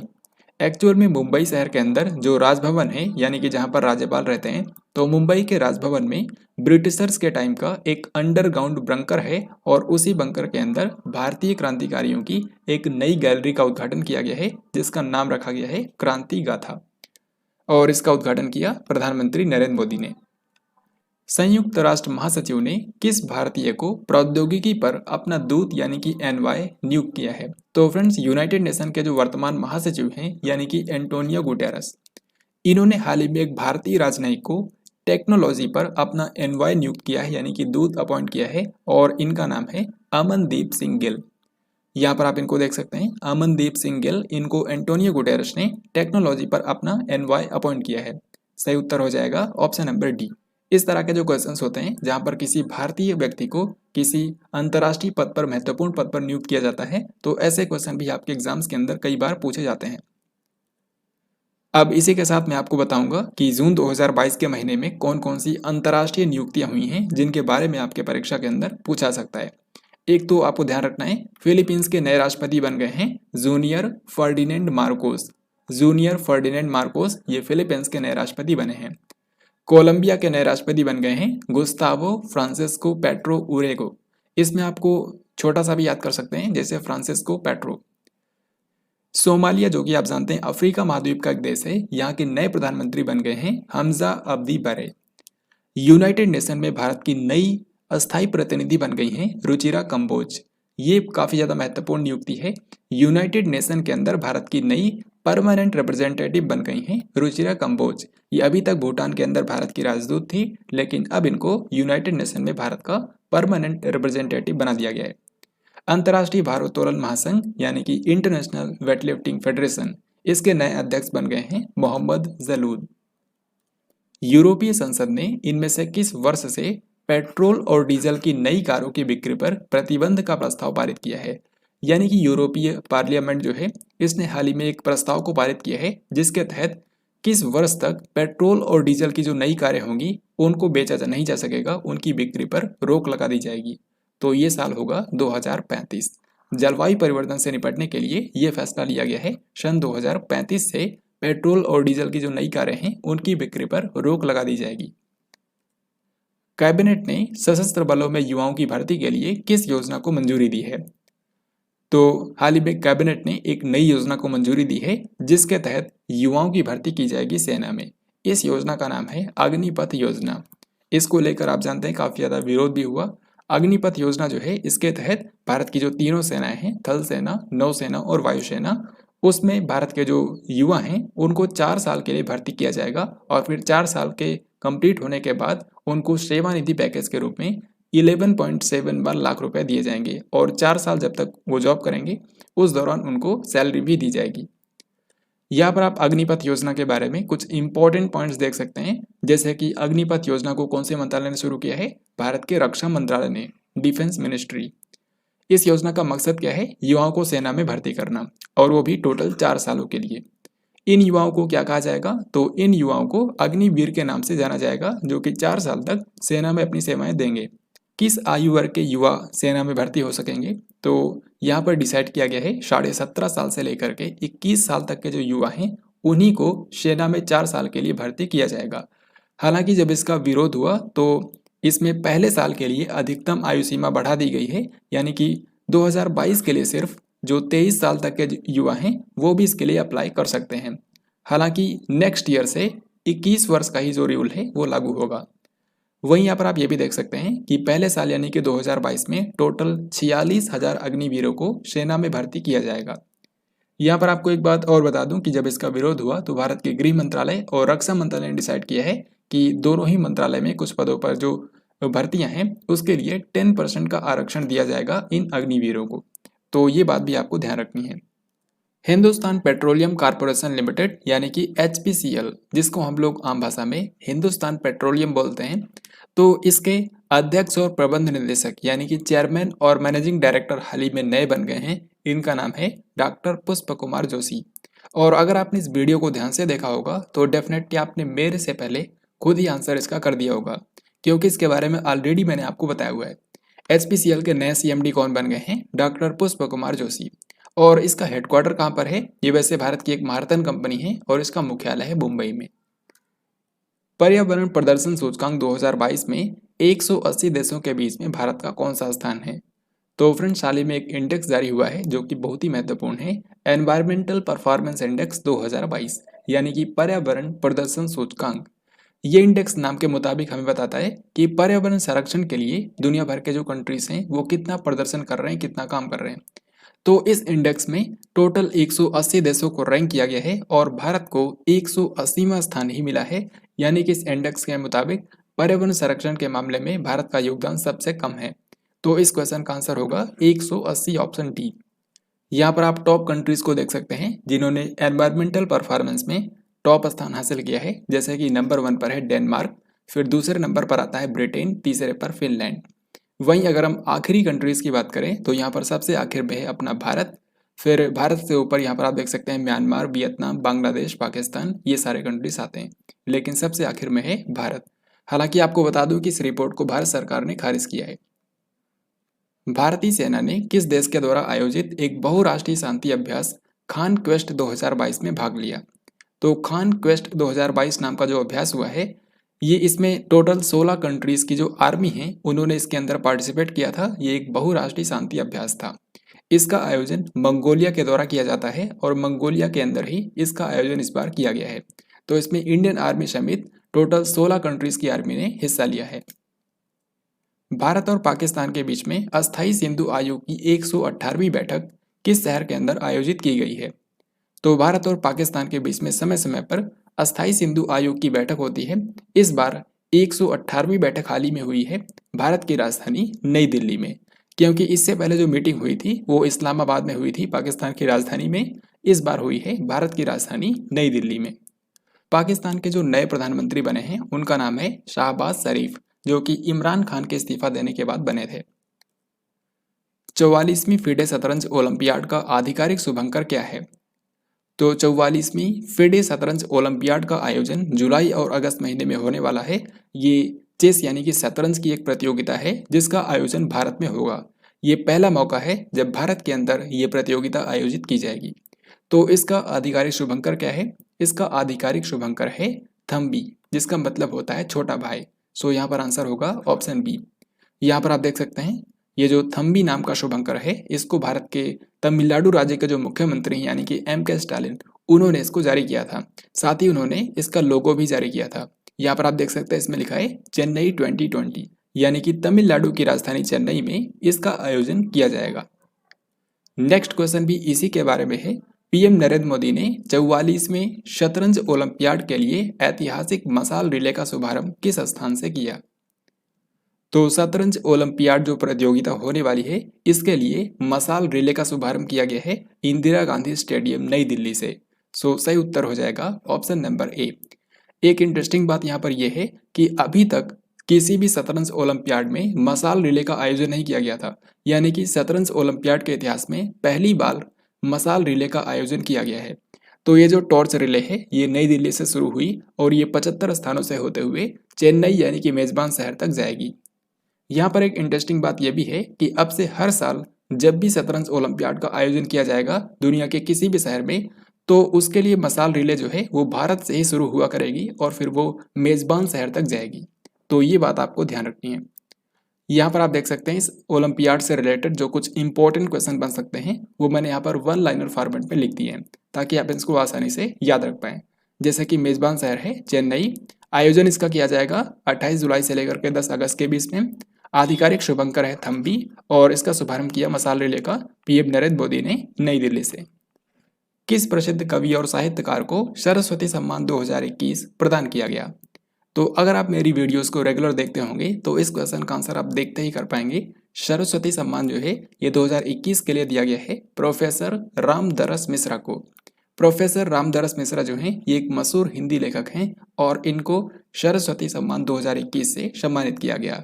इनकी जिस रचना के लिए दिया गया है उसका नाम है मैं तो यहाँ हूँ। किस राज्य में राज्य सरकार के कर्मचारियों और पेंशन भोगियों के लिए मेडिसेप नाम की एक चिकित्सा बीमा योजना शुरू की गई है? तो मेडिसेप नाम की हाल ही में एक योजना शुरू की गई है केरल राज्य सरकार के द्वारा और इस योजना का पहले तो आपको फुल फॉर्म याद रखना है। इसका फुल फॉर्म है medical insurance for state employees and pensioners, यानी कि राज्य सरकार के जो कर्मचारी हैं और जो पेंशनर्स हैं उनके लिए ये एक चिकित्सा बीमा योजना है। इसमें इन्हें 3 लाख रुपए की चिकित्सा सहायता उपलब्ध करवाई जाएगी केरल सरकार के द्वारा। हालांकि इसके लिए कुछ प्रीमियम भरना होगा, लेकिन 3 लाख रुपए की इनको चिकित्सा सहायता उपलब्ध कराई जाएगी मेडिसेप योजना के अंतर्गत। विश्व पर्यावरण दिवस 2022 का विषय क्या है?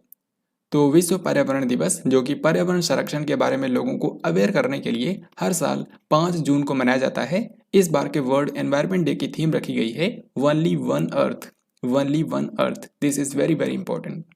और एक बात आपको और बता दूं कि हर साल वर्ल्ड एनवायरनमेंट डे का एक मेजबान कंट्री भी होता है, इस बार था स्वीडन। तो यहाँ पर देखिए अगले सवाल में यही पूछा गया है कि वर्ल्ड एनवायरनमेंट डे 2022 का मेजबान देश कौन सा रहा? ये था स्वीडन। अब इसी के साथ मैं आपको बताऊंगा कि जून 2022 के महीने में कौन कौन से इंपॉर्टेंट डेज और थीम्स थे। यहाँ पर काफ़ी सारे महत्वपूर्ण डेज और थीम्स हैं, तो बिल्कुल आपको ध्यान से देखना है। इनमें से ज़्यादातर डेज के बारे में आपको ऑलरेडी पता होगा, बस आपको थीम याद करने की ही ज़रूरत पड़ेगी। जैसे कि यहाँ पर आप देखिए, सबसे पहले 1 जून को मनाया जाता है विश्व दुग्ध दिवस, यानी कि वर्ल्ड मिल्क डे। इस बार के वर्ल्ड मिल्क डे का विषय है डेयरी नेट ज़ीरो, यानी कि डेयरी उद्योग को नेट ज़ीरो बनाना है। फिर इसके बाद 3 जून को मनाया गया विश्व साइकिल दिवस, यानी कि वर्ल्ड बाइसिकल डे। तो साइकिल के प्रयोग को बढ़ावा देने के लिए 3 जून को मनाया जाता है वर्ल्ड बाइसिकल डे। वैसे वर्ल्ड बाइसिकल डे के अवसर पर भारत सरकार ने मेडागास्कर कंट्री को टोटल 15,000 साइकिलें भेंट की हैं, ये बात भी आपको याद रखनी है। फिर इसके बाद 5 जून को मनाया गया विश्व पर्यावरण दिवस, वर्ल्ड एनवायरनमेंट डे, जिसका इस बार विषय है ओनली वन अर्थ। फिर इसके बाद 7 जून को मनाया गया है विश्व खाद्य सुरक्षा दिवस, यानी कि वर्ल्ड फूड सेफ्टी डे। तो खाद्य सुरक्षा के लिए दिवस मनाया जाता है। इस बार का विषय है सेफर फूड बेटर हेल्थ, यानी कि अगर भोजन अच्छा होगा तो स्वास्थ्य भी अच्छा होगा। इसके जस्ट बाद 8 जून को मनाया गया है विश्व महासागर दिवस, यानी कि वर्ल्ड ओशन डे। इस बार के विश्व महासागर दिवस का विषय है revitalisation, collective action for the ocean. फिर इसके बाद और आगे बढ़ते हैं। इसके बाद 12 जून को मनाया जाता है हर साल विश्व बाल श्रम निषेध दिवस, यानी कि बाल मजदूरी को रोकने के लिए यह दिवस होता है world day against child labour. इस बार का विषय है universal social protection to end child labour. फिर इसके बाद 14 जून को मनाया गया है विश्व रक्तदाता दिवस, यानी कि जो ब्लड के डोनर्स हैं उनको सम्मानित करने के लिए ये दिवस मनाया जाता है। यहाँ पर आप इसको करेक्ट कर सकते हैं, वर्ल्ड ब्लड डोनर डे। इस बार इसका विषय है donating blood is an act of solidarity. फिर 15 जून को मनाया जाता है विश्व बुजुर्ग दुर्व्यवहार जागरूकता दिवस, यानी कि बुजुर्गों के प्रति कोई भी दुर्व्यवहार ना हो उसके लिए जागरूकता दिवस। इस बार का विषय है कॉम्बैटिंग एल्डर अब्यूज। फिर 20 जून को मनाया जाता है विश्व शरणार्थी दिवस, यानी कि वर्ल्ड रिफ्यूजी डे। इस बार का विषय है right to seek safety, right to seek safety. फिर 21 जून को मनाया जाता है अंतर्राष्ट्रीय योग दिवस, यानी कि international day of yoga. This is very very important. इस बार के अंतर्राष्ट्रीय योग दिवस की थीम रखी गई है योगा फॉर ह्यूमैनिटी, यानी कि मानवता के लिए योग। फिर इसके बाद और आगे बढ़ते हैं। 23 जून को मनाया जाता है अंतर्राष्ट्रीय ओलंपिक दिवस, इंटरनेशनल ओलंपिक डे। फिर 27 जून को मनाया जाता है एमएसएमई दिवस, यानी कि जो micro small and medium enterprises हैं उनके लिए दिवस होता है 27 जून को। फिर 29 जून को मनाया जाता है राष्ट्रीय सांख्यिकी दिवस, क्योंकि इस दिन पीसी महालनोबिस का जन्मदिन होता है, राष्ट्रीय सांख्यिकी दिवस। फिर जून महीने के बिल्कुल आखिर में, यानी कि 30 जून को मनाया जाता है अंतर्राष्ट्रीय एस्टेरॉयड दिवस, इंटरनेशनल एस्टेरॉयड डे।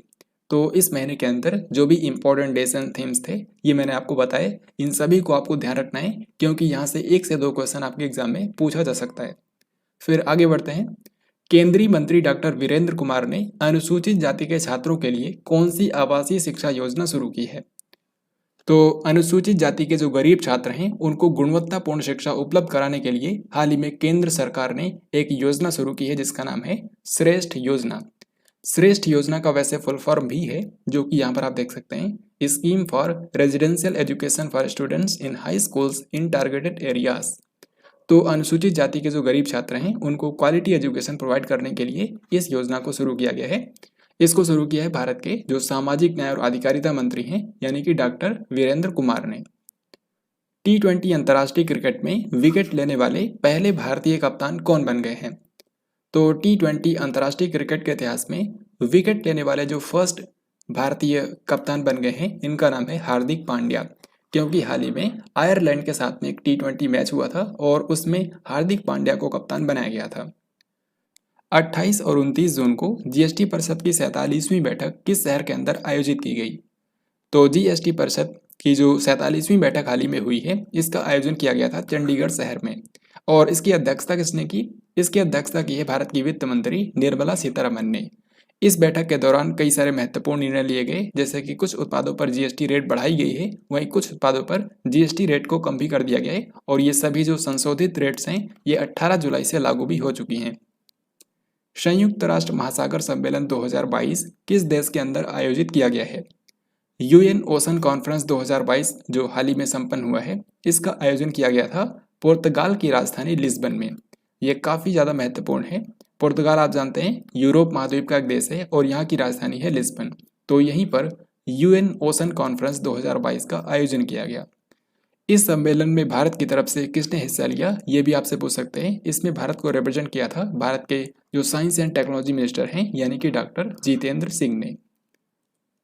14 जून को प्रधानमंत्री नरेंद्र मोदी ने किस राज्य के देहू में जगत गुरु श्री संत तुकाराम महाराज मंदिर का उद्घाटन किया है? इस क्वेश्चन का आंसर करने से पहले आपको बता दूं कि 14 जून को प्रधानमंत्री नरेंद्र मोदी ने महाराष्ट्र का दौरा किया। महाराष्ट्र में इन्होंने दो शहरों को विजिट किया, एक तो पुणे और दूसरा यहाँ की राजधानी मुंबई। पुणे की यात्रा के दौरान इन्होंने पुणे के देहू में जगत गुरु श्री संत तुकाराम महाराज मंदिर का उद्घाटन किया।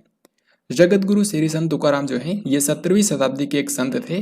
तो इनका जो मंदिर है ये पुणे के देहू में बनाया गया है जहाँ पर इनका जन्म हुआ था। तो इसका उद्घाटन किया है पीएम नरेंद्र मोदी ने। इसके अलावा पीएम नरेंद्र मोदी ने मुंबई में महाराष्ट्र के राज्यपाल के नए आवास और कार्यालय भवन जिसका नाम रखा गया है जल भूषण भवन, इसका भी उद्घाटन किया पीएम नरेंद्र मोदी ने। तो महाराष्ट्र के राज्यपाल का जो नया आवास और कार्यालय भवन है उसका नाम रखा गया है जल भूषण भवन। मुंबई के राजभवन में ब्रिटिश काल के भूमिगत बंकर में भारतीय क्रांतिकारियों की एक नवनिर्मित गैलरी का उद्घाटन किया गया जिसका नाम रखा गया है क्रांति गाथा, और इसके बारे में ऑलरेडी मैंने आपको इस वीडियो के अंदर बताया हुआ है। इनमें से कौन सा देश भांग की खेती और व्यापार को अपराध मुक्त करने वाला एशिया का पहला देश बन गया है? तो यहाँ पर आपको बताना है एशिया का वो पहला कंट्री कौन सा है जहाँ पर भांग की खेती और व्यापार दोनों को ही अपराध मुक्त कर दिया गया है। हालांकि अभी भी यहाँ पर नशे के लिए इसका इस्तेमाल वर्जित है। तो ये कंट्री है थाईलैंड। केंद्रीय माध्यमिक शिक्षा बोर्ड यानी कि central board of secondary education, जिसको हम लोग शॉर्ट में सीबीएसई बोलते हैं, इसके नए अध्यक्ष के रूप में किसे अपॉइंट कर दिया गया है? तो सीबीएसई की नई अध्यक्ष एक महिला हैं जिनका नाम है निधि छिब्बर। स्काई ट्रैक्स द्वारा भारत और दक्षिण एशिया में सर्वश्रेष्ठ क्षेत्रीय हवाई अड्डे के रूप में किसको नामित किया गया? स्काई ट्रैक्स के मुताबिक भारत और दक्षिण एशिया में जो सबसे बेस्ट एयरपोर्ट नामित किया गया है यह है बेंगलुरु शहर का केम्पेगौड़ा इंटरनेशनल एयरपोर्ट। सो आंसर हो जाएगा ऑप्शन ए। तो हाल ही में sky tracks 2022 world airport award वितरित किए गए जिसमें best regional airport in India and south Asia का अवार्ड मिला है केम्पेगौड़ा अंतर्राष्ट्रीय हवाई अड्डे को जो कि है बेंगलुरु में। वहीं पूरे विश्व के सबसे बेस्ट एयरपोर्ट का अवार्ड मिला है हमाद इंटरनेशनल एयरपोर्ट को जो कि है कतर की राजधानी दोहा में। चीफ ऑफ डिफेंस स्टाफ यानी कि सीडीएस बनने के लिए पात्र अधिकारियों की अधिकतम आयु सीमा क्या है? तो चीफ ऑफ डिफेंस स्टाफ बनने के लिए जो अधिकतम आयु सीमा तय की गई है यह है 62 वर्ष। तो भारत में जितने भी भारत की जो तीनों सेनाएं हैं उसमें जितने भी 3 स्टार और 4 स्टार के अधिकारी हैं वो सभी सीडीएस बन सकते हैं। हालांकि उनकी जो एज है वो 62 साल या फिर उससे कम होनी चाहिए। तो एज लिमिट तय की गई है 62 ईयर्स। वहीं आपको बता दूं अभी तक भारत में सिर्फ एक ही सीडीएस हुए हैं जिनका नाम था जनरल बिपिन रावत, जिनकी एक हेलीकॉप्टर क्रैश दुर्घटना में 2021 के अंदर डेथ हो गई थी। अंकटाड के अनुसार साल 2021 में प्रत्यक्ष विदेशी निवेश यानी कि एफडीआई का सबसे बड़ा प्राप्तकर्ता देश कौन सा रहा? यानी कि सिंपली आपको बताना है कि 2021 में किस कंट्री को सबसे ज्यादा एफडीआई मिला है। तो ये कंट्री है अमेरिका। सो आंसर हो गया ऑप्शन सी। यहाँ पर आप देख सकते हैं इस रिपोर्ट का नाम है वर्ल्ड इन्वेस्टमेंट रिपोर्ट 2022। इसको जारी किया है संयुक्त राष्ट्र की ही संस्था ने जिसका नाम है अंकटाड। यहाँ पर आप देख सकते हैं सबसे ज्यादा एफडीआई मिला है अमेरिका को, टोटल 367 अरब डॉलर। वहीं दूसरे नंबर पर है चाइना, तीसरे पर है हांगकांग। ऐसा ही आप भारत का स्थान देख सकते हैं। भारत यहाँ पर 8वें स्थान पर है क्योंकि भारत को साल 2021 में 45 बिलियन डॉलर का एफडीआई मिला है। तो 8वें स्थान पर है, ये बात आपको याद रखनी है। 24,000 करोड़ रुपए के निवेश के साथ भारत की पहली डिस्प्ले फैब्रिकेशन इकाई किस राज्य में स्थापित होगी? सही उत्तर हो जाएगा तेलंगाना। तो भारत के तेलंगाना राज्य में यहाँ की जो राजधानी हैदराबाद वहाँ पर 24,000 करोड़ रुपए के निवेश के साथ देश की पहली डिस्प्ले फैब्रिकेशन इकाई स्थापित की जाएगी और इसको स्थापित करेगी बेंगलुरु की एक कंपनी जिसका नाम है राजेश एक्सपोर्ट्स। हाल ही में किस राज्य सरकार ने राजस्व की चोरी को रोकने के लिए स्टाम्प पेपर के भौतिक स्वरूप को खत्म कर दिया है? यानी कि इस राज्य के अंदर स्टाम्प पेपर जो फिजिकल स्टाम्प पेपर होता है उसकी जगह पर ई स्टाम्प का इस्तेमाल किया जाएगा। ये राज्य है पंजाब। पंजाब में इस समय आम आदमी पार्टी की सरकार है और यहाँ के मुख्यमंत्री हैं भगवंत मान। यूनियन बैंक ऑफ इंडिया की पहली महिला एमडी और सीईओ कौन बन गई हैं? यूनियन बैंक ऑफ इंडिया जो है ये भारत की एक सरकारी बैंक है और इसकी पहली महिला एमडी और सीईओ बनी है ए मणिमेखलाई। ए मड़ी में खलाई। अब इसी के साथ मैं आपको बताता हूँ कि जून 2022 में कौन कौन सी बैंकिंग अपॉइंटमेंट्स हुई हैं। आरबीएल बैंक के एमडी और सीईओ बन गए हैं R Subramaniam Kumar. RBL bank एक प्राइवेट बैंक है, इसके एमडी और सीईओ बन गए हैं R Subramaniam Kumar. Union bank of India की पहली महिला एमडी और सीईओ बनी है A Mani Mekhalai. Punjab and Sind bank ये भी एक सरकारी बैंक है और इसके एमडी और सीईओ बने हैं स्वरूप कुमार शाह। और फिर आखिर में है भारतीय स्टेट बैंक। भारतीय स्टेट बैंक के मैनेजिंग डायरेक्टर हाल ही में बने हैं आलोक कुमार चौधरी। वैसे एसबीआई के अंदर आज के समय 4 एमडी हैं, तो उन्हीं में से एक हैं आलोक कुमार चौधरी। 23 जून को किसने वाणिज्य और उद्योग मंत्रालय के नए परिसर का उद्घाटन किया है, जिसका नाम रखा गया है वाणिज्य भवन। तो भारत का जो वाणिज्य और उद्योग मंत्रालय है, जिसके मंत्री हैं पीयूष गोयल, तो इस मंत्रालय के नए परिसर का हाल ही में उद्घाटन किया गया है, जिसका नाम रखा गया है वाणिज्य भवन। और यहाँ पर आपको ध्यान रखना है कि इसका उद्घाटन किया है प्रधानमंत्री नरेंद्र मोदी ने। फिर अगला सवाल यहाँ पर आपसे पूछा गया है कि वाणिज्य और उद्योग मंत्रालय के निर्यात पोर्टल का शुभारंभ किसने किया। तो निर्यात नाम का जो पोर्टल है ये वाणिज्य और उद्योग मंत्रालय का पोर्टल है। इसके ऊपर भारत के विदेशी व्यापार से रिलेटेड सभी तरह की जानकारी उपलब्ध कराई जाएगी। इस पोर्टल का फुल फॉर्म भी है, जो कि यहाँ पर आप देख सकते हैं, national import export record for yearly analysis of trade. तो जो निर्यात पोर्टल है इसका भी शुभारंभ किया है प्रधानमंत्री नरेंद्र मोदी ने। भारतीय सार्वजनिक उपक्रमों के जनक डॉक्टर वी कृष्णमूर्ति का निधन हो गया। इनको पद्म विभूषण से कौन से साल में सम्मानित किया गया था। तो इसका आंसर मैंने आपको ऑलरेडी बताया हुआ है। इनको पद्म विभूषण दिया गया था सन 2007 में। ये भेल, शेल, गेल इन सब के अध्यक्ष रह चुके हैं और कई सारे अन्य सरकारी जो उपक्रम हैं उनमें भी इन्होंने काम किया है। 1 जून से भारत और किस देश के बीच में चलने वाली मिताली एक्सप्रेस यात्री रेल सेवा का संचालन शुरू हो चुका है। तो दोस्तों भारत और बांग्लादेश के बीच में अभी तक सिर्फ 2 पैसेंजर ट्रेनें चलती थी। एक तो थी मैत्री एक्सप्रेस और दूसरी थी बंधन एक्सप्रेस। लेकिन अब तीसरी ट्रेन भी चलना शुरू हो चुकी है और इसका नाम है मिताली एक्सप्रेस। तो इस क्वेश्चन का हमारा आंसर हो जाएगा बांग्लादेश। तो भारत और बांग्लादेश के बीच में अब 3 पैसेंजर ट्रेनें चलती हैं। इंटेलिजेंस ब्यूरो जो कि भारत की एक आंतरिक खुफिया एजेंसी है, इसका नया प्रमुख किसको अपॉइंट कर दिया गया है। इंटेलिजेंस ब्यूरो के अभी तक अध्यक्ष थे अरविंद कुमार, लेकिन अब उनकी जगह ले ली है तपन डेका ने। तो तपन डेका बन गए हैं इंटेलिजेंस ब्यूरो के नए प्रमुख। इसी तरीके से भारत की एक बाह्य खुफिया एजेंसी है जिसको बोलते हैं रिसर्च एंड एनालिसिस विंग यानी कि रॉ। इसके वर्तमान में जो प्रमुख हैं यानी कि सामंत गोयल, इनका कार्यकाल हाल ही में 1 साल के लिए बढ़ा दिया गया है। संयुक्त राष्ट्र में भारत के अस्थायी प्रतिनिधि के रूप में किसे नियुक्त किया गया है। तो यूनाइटेड नेशन के अंदर भारत की नई परमानेंट रिप्रेजेंटेटिव हाल ही में बन गई हैं रुचिरा कंबोज। सो यहाँ पर आंसर हो जाएगा ऑप्शन नंबर सी। दोस्तों रुचिरा कंबोज ने टीएस तिरुमूर्ति का स्थान लिया है। तो पहले थे टीएस तिरुमूर्ति, लेकिन अब बन गई हैं जो रुचिरा कंबोज यूनाइटेड नेशन में भारत की नई अस्थायी प्रतिनिधि। 30 जून को इसरो ने PSLV C-53 के जरिए किस देश के 3 उपग्रहों का सफल प्रक्षेपण किया है। तो PSLV C-53 रॉकेट के जरिए हाल ही में भारत की स्पेस एजेंसी यानी कि इसरो ने 3 सैटेलाइट्स को अंतरिक्ष में छोड़ा है और ये तीनों ही सैटेलाइट सिंगापुर के सैटेलाइट हैं। सो करेक्ट आंसर हो जाएगा ऑप्शन नंबर बी। यहाँ पर आप देख सकते हैं ये जो तीनों सैटेलाइट हैं उनके नाम यहाँ पर आप देख सकते हैं DSEO, न्यूसार और स्कोप 1। ये तीनों ही सिंगापुर के सैटेलाइट हैं। 16-17 जून को किस देश ने आसियान भारत विदेश मंत्रियों की विशेष बैठक की मेजबानी की। तो आसियान के अंदर आप जानते हैं टोटल 10 मेंबर कंट्रीज हैं। इसका मतलब होता है association of south east Asian nation. तो दक्षिण पूर्व एशिया के टोटल 10 देशों का यह समूह है। वैसे तो भारत आसियान का मेंबर नहीं है, लेकिन भारत और आसियान की एक अलग से मीटिंग होती है। तो हाल ही में भारत और आसियान के विदेश मंत्रियों की विशेष बैठक आयोजित की गई, जिसकी मेजबानी की भारत ने। भारत ने यहाँ पर इसकी पहली बार मेजबानी की है, ये बात भी आपको याद रखनी है। यहाँ पर आप इस पिक्चर के अंदर देखकर समझ सकते हैं कि भारत की मेजबानी में ये जो मीटिंग हुई है आसियान और भारत के विदेश मंत्रियों की बैठक, इसका आयोजन किया गया था भारत की राजधानी नई दिल्ली में। तो इसमें जो आसियान के 10 मेंबर कंट्रीज हैं और भारत के विदेश मंत्री डॉक्टर एस जयशंकर, इन सभी ने इसमें पार्टिसिपेट किया। 6 जून को किसने आज़ादी का अमृत महोत्सव डिजाइन के साथ में सिक्कों की एक नई श्रृंखला जारी की है। तो जैसा कि आप जानते हैं भारत अपनी आज़ादी की इस साल 75वीं वर्षगांठ मनाएगा और इसी के उपलक्ष्य में आज़ादी का अमृत महोत्सव आयोजित किया जा रहा है। तो आज़ादी का अमृत महोत्सव के हिस्से के रूप में हाल ही में पीएम नरेंद्र मोदी ने कॉइन्स की एक नई सीरीज जारी की है, जिसके ऊपर जो आज़ादी का अमृत महोत्सव का लोगो है ये बना हुआ है, यहाँ पर आप देख सकते हैं। तो इसका आंसर होगा नरेंद्र मोदी। किस राज्य की सरकार ने तीर्थ यात्रियों को वित्तीय सहायता प्रदान करने के लिए काशी यात्रा योजना की शुरुआत की है? इसका सही उत्तर हो जाएगा कर्नाटक। तो कर्नाटक राज्य की सरकार ने हाल ही में काशी यात्रा योजना की शुरुआत की है।